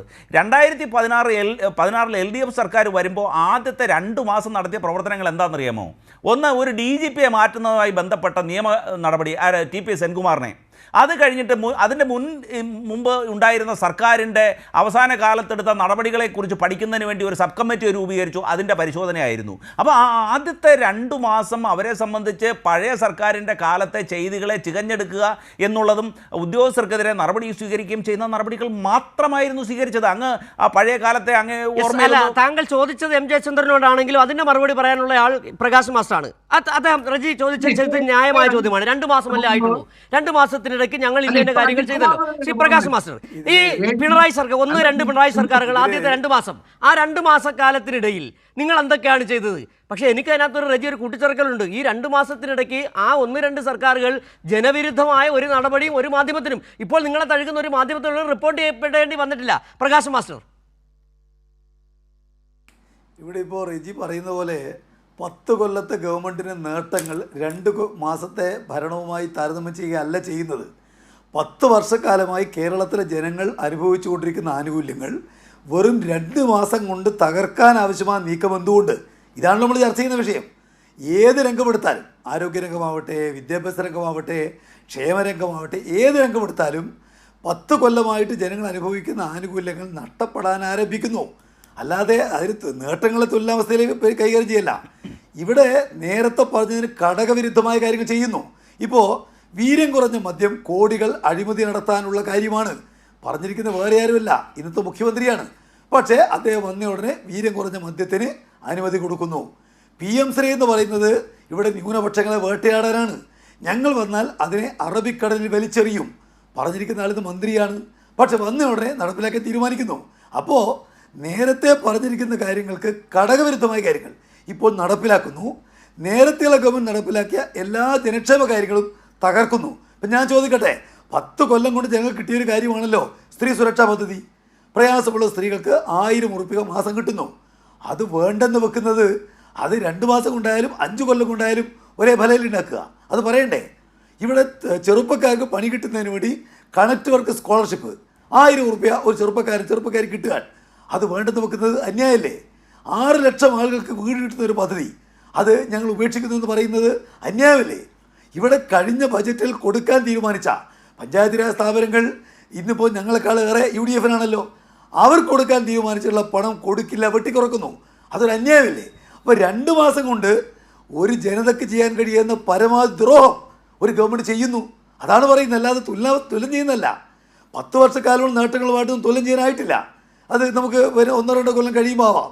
പക്ഷേ 10 കൊല്ലം കൊണ്ട് ഈ ഗവൺമെൻറ് നൽകിയ ജനങ്ങൾക്ക് നൽകിയ നേട്ടങ്ങൾ അവ ഇല്ലാതാക്കാൻ നിങ്ങൾക്ക് ആരാ അവകാശം നൽകിയിരിക്കുന്നത്? അതല്ലേ ചെയ്തുകൊണ്ടിരിക്കുന്നത്. അതുകൊണ്ട് നിങ്ങൾ യഥാർത്ഥത്തിൽ ഞാനതാണ് വീണ്ടും ചോദിച്ചത്, നിങ്ങൾ നടപ്പിലാക്കാൻ ഉദ്ദേശിക്കുന്ന ജനക്ഷേമകരമായ കാര്യം എന്താണ്? പറയൂ. ഇവിടെ 300 കോടിയുടെ പദ്ധതി വേണ്ടെന്ന് വെച്ച് 90 കോടിയുടെ പദ്ധതി നടപ്പാക്കുന്നു. എന്നിട്ട് സ്ത്രീകളെ പറ്റിക്കുന്നു ബസ് യാത്രയുടെ പേര് പറഞ്ഞിട്ട്. എന്നാൽ നിങ്ങൾ ഇവിടെ നടപ്പാക്കാൻ ഉദ്ദേശിക്കുന്നത് 2 മാസം എന്ന് പറഞ്ഞാൽ ചെറിയ കാലമല്ലല്ലോ. നിങ്ങൾ നടപ്പാക്കാൻ ഉദ്ദേശിക്കുന്ന ജനക്ഷേമകരമായ ഒരൊറ്റ കാര്യം പറയുകയും ഒരു കാര്യം, ഇന്ന പുതിയ കാര്യം ഞങ്ങൾ നടപ്പിലാക്കും പറയട്ടെ. ഇവിടെ നിങ്ങൾ പറഞ്ഞിരിക്കുന്ന ബ്ലൂ സീ പോളിസി ആയാലും അതുപോലെ നമ്മുടെ തുറമുഖവുമായി ബന്ധപ്പെട്ട കാര്യമല്ല, എന്തിനു വേണ്ടിയാണെന്ന് ആർക്കറിയാം. അതെല്ലാം വൻകിടക്കാരുടെ കൈകളിലേക്ക് കേരളത്തിലെ പൊതുസമ്പത്ത് എത്തിക്കാനുള്ള നീക്കാണ്. ധാതു ലവണങ്ങൾ, അതുപോലെ ധാതു വിഭവങ്ങൾ, കടൽ സമ്പത്ത്, അതുപോലെ തന്നെ നമ്മുടെ തുറമുഖ സമ്പത്ത്, ഇതെല്ലാം സ്വകാര്യ മൂലധനത്തിന് വിട്ടുകൊടുക്കാൻ നിങ്ങൾ ഏർപ്പാടാക്കുന്നു. അത് ശരി, അതിനാവശ്യമായ കാര്യങ്ങൾ ചെയ്യുന്നുണ്ട്. ജനങ്ങൾക്ക് വേണ്ടി എന്തു ചെയ്തു 2 മാസം കൊണ്ട്? എന്തു ചെയ്യും അത് പറയും. ജനങ്ങൾ ദ്രോഹിക്കുന്ന കാര്യം ഞങ്ങൾ പറഞ്ഞത്. ഇവിടെ കോൺഗ്രസിനെ പ്രത്യേകിച്ച് പറയേണ്ടത് എന്താണ് 2 മാസം കൊണ്ട് നിങ്ങൾ ജനങ്ങൾക്ക് വേണ്ടി ചെയ്തിരിക്കുന്ന നല്ല കാര്യം. ഇനി അഥവാ ഒരു 6 മാസം കൊണ്ട് ചെയ്യുന്ന നല്ല കാര്യം എന്താണ് അത് പറയട്ടെ. നിങ്ങൾ ജനങ്ങൾ ദ്രോഹിക്കുന്ന കാര്യമാണ് ഞങ്ങൾ പറയുന്നത്, ഇത് അനുവദിക്കില്ല. ശ്രീരജി, നേരത്തെ തന്നെ താങ്കൾ പറഞ്ഞതുകൊണ്ട് ഞങ്ങൾ ചെയ്യും എന്ന ഉറപ്പോടുകൂടി പറഞ്ഞുകൊണ്ട് പിന്നെ പ്രകാശ് മാസ്റ്റർ ചോദിച്ച ആ ചോദ്യത്തിലേക്ക് ഞാൻ ഒരിക്കലും പോകുന്നില്ല. പക്ഷേ ഒരു കാര്യം, ഇന്ന് ഈ വഖഫുമായി ബന്ധപ്പെട്ടെടുത്ത നിലപാട്, ഹൈക്കോടതിയിൽ നിങ്ങളെടുത്ത നിലപാട്, അത് ലീഗ് മലക്കം മറിഞ്ഞുകൊണ്ട് ലീഗ് PMA സലാം പറഞ്ഞ് നമ്മൾ കേട്ടു. വഖഫിൽ നിങ്ങൾ BJP-ക്കൊപ്പമല്ലേ നിന്നത്? വഖഫിൽ മറ്റ് BJP സംസ്ഥാനങ്ങളെടുത്ത നിലപാട് തന്നെയല്ലേ നിങ്ങളെടുത്തത്? ഇവിടെ ആളുകൾ ചോദിക്കുന്നത്, സംഘപരിവാർ രാജ്യം ഭരിക്കുന്നുണ്ടല്ലോ, കേരളത്തിൽ സംഘപരിവാർ തന്നെയാണ് ഭരിക്കുന്നത്, എന്തിനാണ് മറ്റൊരു സർക്കാർ VD സതീശൻ സംഘപരിവാറിന് വേണ്ടിയാണോ ഭരിക്കുന്നത് എന്നൊരു ചോദ്യം. വഖഫിൽ നിങ്ങളെടുത്ത നിലപാട് എന്താണ്? BJP നിലപാട് തന്നെയല്ലേ? നോക്കൂ, നിങ്ങൾക്ക് ഏത് രീതിയിലും തെറ്റിദ്ധാരണ പരത്തി ജനങ്ങളിൽ സംശയം ഉളവാക്കുവാൻ കഴിയുന്ന മാർഗങ്ങളാണ് ആലോചിച്ചുകൊണ്ടിരിക്കുന്നത്. ഇവിടെ വളരെ വ്യക്തമായ ഒരു മാർഗത്തിൻ്റെ അല്ലെങ്കിൽ വ്യക്തമായ ചില എന്താണ് തത്വശാസ്ത്രങ്ങളുടെ അല്ലെങ്കിൽ അതിൻ്റെ പിന്നിലുള്ള ചില ഉദ്ദേശ ലക്ഷ്യങ്ങളുടെ അടിസ്ഥാനത്തിലാണ് ഓരോ നിലപാടുകളും സ്വീകരിക്കുക. ഇവിടെ ഇവിടെ കോൺഗ്രസ് മുക്ത ഭാരതം ഉണ്ടാക്കാനാണ് ഭാരതത്തിൽ സംഘപരിവാർ ശ്രമിക്കുന്നത് എന്നുള്ളത് അങ്ങേക്കറിയാമല്ലോ. അപ്പോൾ കോൺഗ്രസ് ആണ് അവരുടെ ഏറ്റവും മുഖ്യ ശത്രു. അപ്പോൾ ഒരിക്കലും അവരുമായി ചേർന്നെന്നുള്ളൊരു ഭരണത്തിൽ കോൺഗ്രസ് സർക്കാർ കൂട്ടുനിൽക്കില്ല എന്നുള്ളത് ഇന്ത്യയിലെ ജനങ്ങൾക്കറിയാം, കേരളത്തിലെ ജനങ്ങൾക്കറിയാം. അപ്പോൾ അത്തരം ഏതെങ്കിലും വസ്തുതാവിരുദ്ധമായിട്ടുള്ള കാര്യങ്ങൾ പറഞ്ഞാൽ കേരളത്തിലെ ജനങ്ങൾ അതിനെ ആ രീതിയിൽ മാത്രമേ കാണുകയുള്ളൂ. നിയമപരമായിട്ടുള്ള ഞാൻ അതിനകത്തൊരു കൂട്ടിച്ചേർക്കൽ നടക്കട്ടെ. അതായത് കോൺഗ്രസ് മുക്ത ഭാരതം എന്ന് അവരുദ്ദേശിച്ചത് വളരെ കൃത്യമായി ഞങ്ങൾക്ക് മനസ്സിലാകുന്നുണ്ട്. എന്താണ് കോൺഗ്രസ് മുക്ത ഭാരതം? അവർ പറയുന്നത് നിങ്ങൾ നടപ്പിലാക്കി കഴിഞ്ഞാൽ നിങ്ങളും അവരും തമ്മിൽ വ്യത്യാസമില്ലല്ലോ, അതാണ് അവർ ഉദ്ദേശിക്കുന്നത്. അതാണ് കോൺഗ്രസ് മുക്ത ഭാരതം. നിങ്ങളത് കൃത്യമായി എല്ലാ കാര്യങ്ങളും ചെയ്തു കൊടുക്കുന്നുണ്ട്. അത് നിങ്ങൾ ഈ സർവകലാശാല ഉന്നത വിദ്യാഭ്യാസ രംഗം കാവുവൽക്കരിക്കുന്നുണ്ട്, ഗവൺമെൻറ് ലീഡർമാരായി സംഘപരിവാരെ നിയമിക്കുന്നുണ്ട്, മന്ത്രിമാരുടെ പേഴ്സണൽ സ്റ്റാഫിൽ വരെ നിയമിക്കുന്നുണ്ട്. അതാണ് അവർ ഉദ്ദേശിക്കുന്നത്. നിങ്ങൾക്ക് വേറൊരർത്ഥത്തിൽ നിങ്ങൾ പറഞ്ഞ ജനങ്ങളെ തെറ്റിദ്ധരിപ്പിക്കുന്നുണ്ട്. നിങ്ങൾ അവരായിത്തീരുന്നു, അവർ നിങ്ങൾ തന്നെയാണ്. ഇതാണ് വിഷയം. നോക്കൂ, ഈ ചോദ്യങ്ങൾക്കെല്ലാമുള്ള വിമർശനങ്ങളാണ് കഴിഞ്ഞ സർക്കാരിന് ഏറ്റുവാങ്ങേണ്ടി വന്നത്. PM ശ്രീയിൽ ഒപ്പിട്ടത് ആ സർക്കാരായിരുന്നില്ലേ അന്ന്? അതുപോലെ ഈ RSSൻ്റെ നേതാക്കന്മാരെ കണ്ട് ചർച്ച നടത്താൻ പോയ ആ പോലീസ് ഉദ്യോഗസ്ഥനെ സംരക്ഷിച്ചത് ഇടത് സർക്കാരല്ലേ? അപ്പോൾ ഈ നിരത്താൻ തുടങ്ങിയാൽ രാഷ്ട്രീയമായി നമുക്ക് നിരവധി കാര്യങ്ങൾ ഇടത് സർക്കാരിനെതിരെ പറയാൻ കഴിയും. അപ്പോൾ ആ തെറ്റ് അല്ലെങ്കിൽ അങ്ങനെ ചെയ്തിട്ടുള്ള സംഭവങ്ങളെ വെറുതെ നിങ്ങൾ അതിൻ്റെ കുന്തമുന കോൺഗ്രസിലേക്ക് ചാരുവാൻ ശ്രമിക്കുകയാണ്. വസ്തുതാവിരുദ്ധമായിട്ടുള്ള കാര്യങ്ങളാണ്. നേരത്തെ ബഹുമാനനായ ശ്രീ പ്രകാശ് മാസ്റ്റർ അദ്ദേഹം ഒരു കാര്യം സൂചിപ്പിച്ചു, വീര്യം കുറഞ്ഞ മദ്യം കേരളത്തിൽ നടപ്പാക്കിയെന്നൊക്കെ അദ്ദേഹം വസ്തുതാവിരുദ്ധമായ കാര്യങ്ങൾ പറയുകയുണ്ടായി. അതൊക്കെ നയപരമായ തീരുമാനങ്ങളുടെ അടിസ്ഥാനത്തിലാണ് ചെയ്യുന്നത്. പിന്നെ അദ്ദേഹം ചോദിച്ച ഏറ്റവും പ്രധാനമായിട്ടൊരു ചോദ്യത്തിന് ഞാൻ മറുപടി പറഞ്ഞില്ല. നിങ്ങൾ എന്ത് ചെയ്യുന്നു, എന്താണ് ചെയ്യാൻ പോകുന്നത് എന്ന് പറയുമ്പോൾ എനിക്ക് അങ്ങയോട് ബഹുമാന പുരസ്സരം പറയാനുള്ളത്, ഈ തെരഞ്ഞെടുപ്പിനെ നേരിട്ടപ്പോൾ 2026 തെരഞ്ഞെടുപ്പിനെ നേരിട്ടപ്പോൾ 950 പ്രപ്പോസൽസാണ് കേരളത്തിലെ ജനങ്ങൾക്ക് മുമ്പാകെ UDF പ്രകടന പത്രികാ രൂപത്തിൽ വെച്ചത്. ആ 950 സജഷൻസും ആ പ്രപ്പോസൽസും നടപ്പാക്കും. അതാണ് പ്രകടന പത്രികയിൽ പ്രഖ്യാപിച്ചിട്ടുള്ളത്. അതിൻ്റെ ആദ്യ പടിയെന്നുള്ള നിലയിൽ ആദ്യത്തെ നയതീരുമാനത്തിൻ്റെ ഭാഗമായി ഗവർണറുടെ പ്രസംഗത്തിൽ നയപ്രഖ്യാപന പ്രസംഗത്തിൽ അതിൻ്റെ ഒരു ഭാഗം ഉൾപ്പെടുത്തിയിരുന്നു. ഈ വർഷം ചെയ്യേണ്ട കാര്യങ്ങൾ എന്തൊക്കെയാണെന്ന് അക്കമിട്ട് കേരളത്തിൻ്റെ ബഡ്ജറ്റിൽ നിരത്തിയിട്ടുണ്ട്. അങ്ങ് ദയവായിട്ട് ഇങ്ങനെ ചോദ്യങ്ങൾ ഉന്നയിക്കുന്നതിന് മുമ്പേ ഒന്നുകൂടി അങ്ങ് അതൊന്ന് വായിച്ചു നോക്കണം. ഈ 5 വർഷക്കാലം കൊണ്ട്, ഈ വരുന്ന 5 വർഷത്തെ മാൻഡേറ്റ് ലഭിച്ചതുകൊണ്ട് ഈ പറഞ്ഞ 950 ഉദ്ദേശ ലക്ഷ്യങ്ങൾ കേരളത്തിലെ ജനങ്ങളുടെ ജീവിത നിലവാരത്തെ എങ്ങനെ ഉയർത്താൻ സാധിക്കും, എങ്ങനെ തൊഴിൽ കൂടുതൽ ഉണ്ടാക്കാൻ സാധിക്കും, എങ്ങനെ നമ്മുടെ വിദ്യാഭ്യാസ സമ്പ്രദായത്തെ മെച്ചപ്പെടുത്താൻ കഴിയും, എങ്ങനെ ഇടതുപക്ഷ സർക്കാർ വരുത്തി വച്ച ആ കെടുകാര്യസ്ഥതയും അഴിമതിയും സ്വജനപക്ഷപാതത്തിൽ നിന്ന് കേരളത്തെ മോചിപ്പിക്കാൻ താങ്കൾ പറഞ്ഞു. അതായത് ഈ കേരളത്തിലെ വിദ്യാഭ്യാസ വിദ്യാർത്ഥികളുടെ ഭാവി അനുസരിച്ചൊക്കെ അവരെ മെച്ചപ്പെടുത്തേണ്ടതുണ്ട്. മിനിമം കറണ്ട് വേണം രാത്രി ഇരുന്ന് പഠിക്കണമെങ്കിൽ. ശ്രീജി, നമുക്ക് സമയപരിമിതി മൂലം ഞാൻ ഇടപെടുകയാണ്. CM ജയചന്ദ്രൻ, ഈ വഖഫ് വിഷയത്തിൽ താങ്കളുടെ ഒരു നിലപാട് കൂടി, ഇന്ന് കോൺഗ്രസ് എടുത്ത നിലപാട് കൂടി വളരെ ചെറിയ വാക്കുകൾ പറഞ്ഞുകൊണ്ടും പ്രകാശ് മാസ്റ്റർക്ക് അതിൽ കൂടി പറയാനുള്ളത് കേട്ടുകൊണ്ട് നമുക്ക് ചർച്ച അവസാനിപ്പിക്കാമെന്ന് തോന്നുന്നു. CM ജയചന്ദ്രൻ. അല്ല, വഖഫ് വിഷയത്തില് ഷോൺ ജോർജിന്റെ അഭിപ്രായം നടപ്പാക്കുകയാണല്ലോ കേരള ഗവൺമെന്റ് ചെയ്തത്. ഷോൺ ജോർജ് കോൺഗ്രസ്സുകാരനാണോ എന്നുള്ളത് അവർ തന്നെ വ്യക്തമാക്കിയാൽ മതി. എൻ്റെ അറിവിൽ, നമ്മുടെയൊക്കെ അറിവിൽ, അയാൾ BJPയുടെ പ്രധാനപ്പെട്ട ചുമതലയിലിരിക്കുന്ന ഒരാളാണ് ഷോൺ ജോർജ്. അപ്പൊ ഷോൺ ജോർജ് ആവശ്യപ്പെട്ട കാര്യം നടപ്പാക്കി കൊടുക്കാൻ ഒരു പ്രശ്നവുമില്ലാതെ VD സതീശൻ ഗവൺമെന്റിന് സാധിക്കുമെങ്കിൽ അത്രത്തോളം ഉദാരമതികളായി ആ ഗവൺമെന്റ് നിൽക്കുന്നതെങ്കിൽ റെജി ഇപ്പോ സിജുവിന്റെ ചോദ്യത്തിന് നൽകിയ മറുപടി മുഴുവനും ഞാൻ മുസ്ലിം ലീഗ് നേതാക്കന്മാർക്കായി സമർപ്പിക്കുന്നു. മുസ്ലിം ലീഗ് നേതാക്കന്മാരെ, നിങ്ങൾ ഇവിടെ റെജി എന്ന കോൺഗ്രസ് സഹയാത്രികൻ ഇക്കാര്യത്തിൽ പറഞ്ഞ മറുപടി കേൾക്കുക. അതാണ് കോൺഗ്രസിന്റെ നിലപാട് എന്ന് നിങ്ങൾ വിശ്വസിക്കുക, അംഗീകരിക്കുക. അത്രമാത്രം എനിക്ക് പറയാം. ശരി, ശ്രീ പ്രകാശ് മാസ്റ്റർ, നേരത്തെ അദ്ദേഹം പറഞ്ഞതുപോലെ തന്നെ, റെജി പറഞ്ഞതുപോലെ തന്നെ, ഇനിയിപ്പോൾ ഞങ്ങൾ ഈ നടപ്പാക്കാൻ പോവുകയാണ് പല കാര്യങ്ങളും. അതിൽ നിങ്ങൾ അസ്വസ്ഥപ്പെടേണ്ട കാര്യമൊന്നുമില്ല. നിങ്ങൾ എന്തിനാണ് ഈ വെറുതെ അസ്വസ്ഥമാകുന്നത്? എന്തെങ്കിലും ഇവർ ചെയ്യുന്നതായിട്ട് പ്രകാശ് മാസ്റ്റർക്ക് തോന്നുന്നുണ്ടോ? ഇതിൽ പ്രകടന പത്രിക കോൺഗ്രസിൻ്റെ എല്ലാ മുഖ്യമന്ത്രിമാരും പുറത്തിറക്കിയിട്ടുണ്ട്. പക്ഷേ ഒരൊറ്റ സന്ദർഭത്തിലും ആ പ്രകടന പത്രികയെ പിന്നെ തിരിഞ്ഞു നോക്കിയിട്ടില്ല, അതിലെന്ത് ചെയ്തു എന്ന് പറഞ്ഞിട്ടില്ല. പ്രകടന പത്രിക നടപ്പാക്കാനുള്ള ഒന്നാണെന്ന് കേരളത്തിൽ ആദ്യമായി തെളിയിച്ചത് പിണറായി വിജയൻ്റെ ഗവൺമെൻറ്റാണ്. ഓരോ കൊല്ലവും ആ പ്രകടന പത്രികയുടെ മേലെ നടപ്പാക്കിയ കാര്യങ്ങൾ എന്താണെന്നതിനെ സംബന്ധിക്കുന്ന പ്രോഗ്രസ് റിപ്പോർട്ട് പ്രസിദ്ധീകരിച്ച് 95% കാര്യങ്ങൾ നടപ്പിലാക്കിയ ഇന്ത്യയിലെ ആദ്യത്തെ ഗവൺമെൻറ് പിണറായി വിജയൻ്റെ ഗവൺമെൻറ്റാണ്. നിങ്ങൾക്ക് പ്രകടന പത്രിക ജനങ്ങളെ പറ്റിപ്പിക്കാനുള്ള ഒന്നാണെന്ന് ഈ കേരളത്തിൽ എത്രയോ കാലമായിട്ട് അറിയാം. ഇപ്പോൾ ഒരു താലൂക്കിൽ ഒരു വ്യവസായം, ഒരു വീട്ടിൽ ഒരാൾക്ക് തൊഴിൽ, ഇതെല്ലാം കോൺഗ്രസ് പ്രകടന പത്രികയിൽ കരുണാകരൻ്റെ കാലത്തുണ്ടായ കാര്യമാണ്. നടപ്പാക്കില്ല, നമുക്കറിയാലോ. പിന്നെ ഈ പറയുന്ന ഇവിടെ നമ്മൾ വഖഫ് ഭേദഗതിയെ പറ്റി പറഞ്ഞല്ലോ. എന്താ അതിലെ വിഷയം? വഖഫ് ഭേദഗതിക്കകത്തുള്ള മൗലികമായ വിഷയം അമുസ്ലിങ്ങളെ വഖഫ് കമ്മിറ്റിയിൽ ഉൾപ്പെടുത്തണമോ, അവിടെ ഉൾപ്പെടുന്ന മുസ്ലിമിനുള്ള പ്രത്യേക യോഗ്യതകൾ വേണം എന്നുള്ള കാര്യം BJP-ക്കാർ അടിച്ചേൽപ്പിച്ചതാണ്. അതിനെതിരായിട്ട് കേരള നിയമസഭ പ്രമേയം പാസാക്കിയിട്ടുണ്ട്. ആ പ്രമേയത്തിന് കോൺഗ്രസ് അനുകൂലമായി വോട്ട് ചെയ്തിട്ടുണ്ട്, ലീഗ് അനുകൂലമായിട്ട് വോട്ട് ചെയ്തിട്ടുണ്ട്. ഈ നിയമം പിൻവലിക്കണം, ഇത് പുനഃപരിശോധിക്കണം, ഇതാണ് ആവശ്യം. കേരള ഗവൺമെൻറ് അതിനെതിരായിട്ട് കോടതിയിൽ കക്ഷി ചേരാൻ അവസരം ചോദിച്ചിട്ടുണ്ട്. ഇപ്പോൾ വന്നിരിക്കുന്നത് എന്താ? ഈ ഷോൺ ജോർജ് എന്ന് പറയുന്നത് BJP-യുടെ സംസ്ഥാന വൈസ് പ്രസിഡൻ്റാണ്. അദ്ദേഹത്തിൻ്റെ ആവശ്യം അമുസ്ലിങ്ങളെ കൂടി ചേർത്തുകൊണ്ട് ഈ പറയുന്ന വഖഫ് ബോർഡ് കമ്മിറ്റി പുനഃസംഘടിപ്പിക്കണം എന്നാണ്. ഇപ്പോൾ എന്താ ഗവൺമെൻറ് പറഞ്ഞിരിക്കുന്നത്? എന്താ ഗവൺമെൻറ് പറഞ്ഞിരിക്കുന്ന അവരുടെ affidavit? Government is prepared to reconstitute the board strictly in compliance with the mandate of section 14 of the unified Waqf management act എന്നാണ്. എന്ന് പറഞ്ഞാൽ കേന്ദ്രത്തിൻ്റെ മാനേജ്മെൻറ്റ് ആക്ട് അനുസരിച്ച് അതിൽ പറഞ്ഞ മുഴുവൻ കാര്യങ്ങളും അനുസരിച്ച് നടപ്പാക്കിക്കൊള്ളാം. ഇത് നേരത്തെ പറഞ്ഞത് വ്യതിയാനമല്ലെങ്കിൽ മറ്റെന്താണ്? ലീഗ് എങ്ങനെ ഇതിനെ കാണുന്നു എന്നുള്ളത് അവർ പറഞ്ഞു കഴിഞ്ഞിട്ടില്ല, അവരെന്താ പറയാൻ പോകുന്ന അറിയില്ല. പക്ഷേ യഥാർത്ഥത്തിൽ BJP ഇപ്പോൾ ഇന്ത്യ രാജ്യത്ത് ഈ നടപ്പിലാക്കിയ ഗവൺമെൻറ് കോൺഗ്രസിന് മറ്റൊരു ഗവൺമെൻറ്റും ഇല്ല.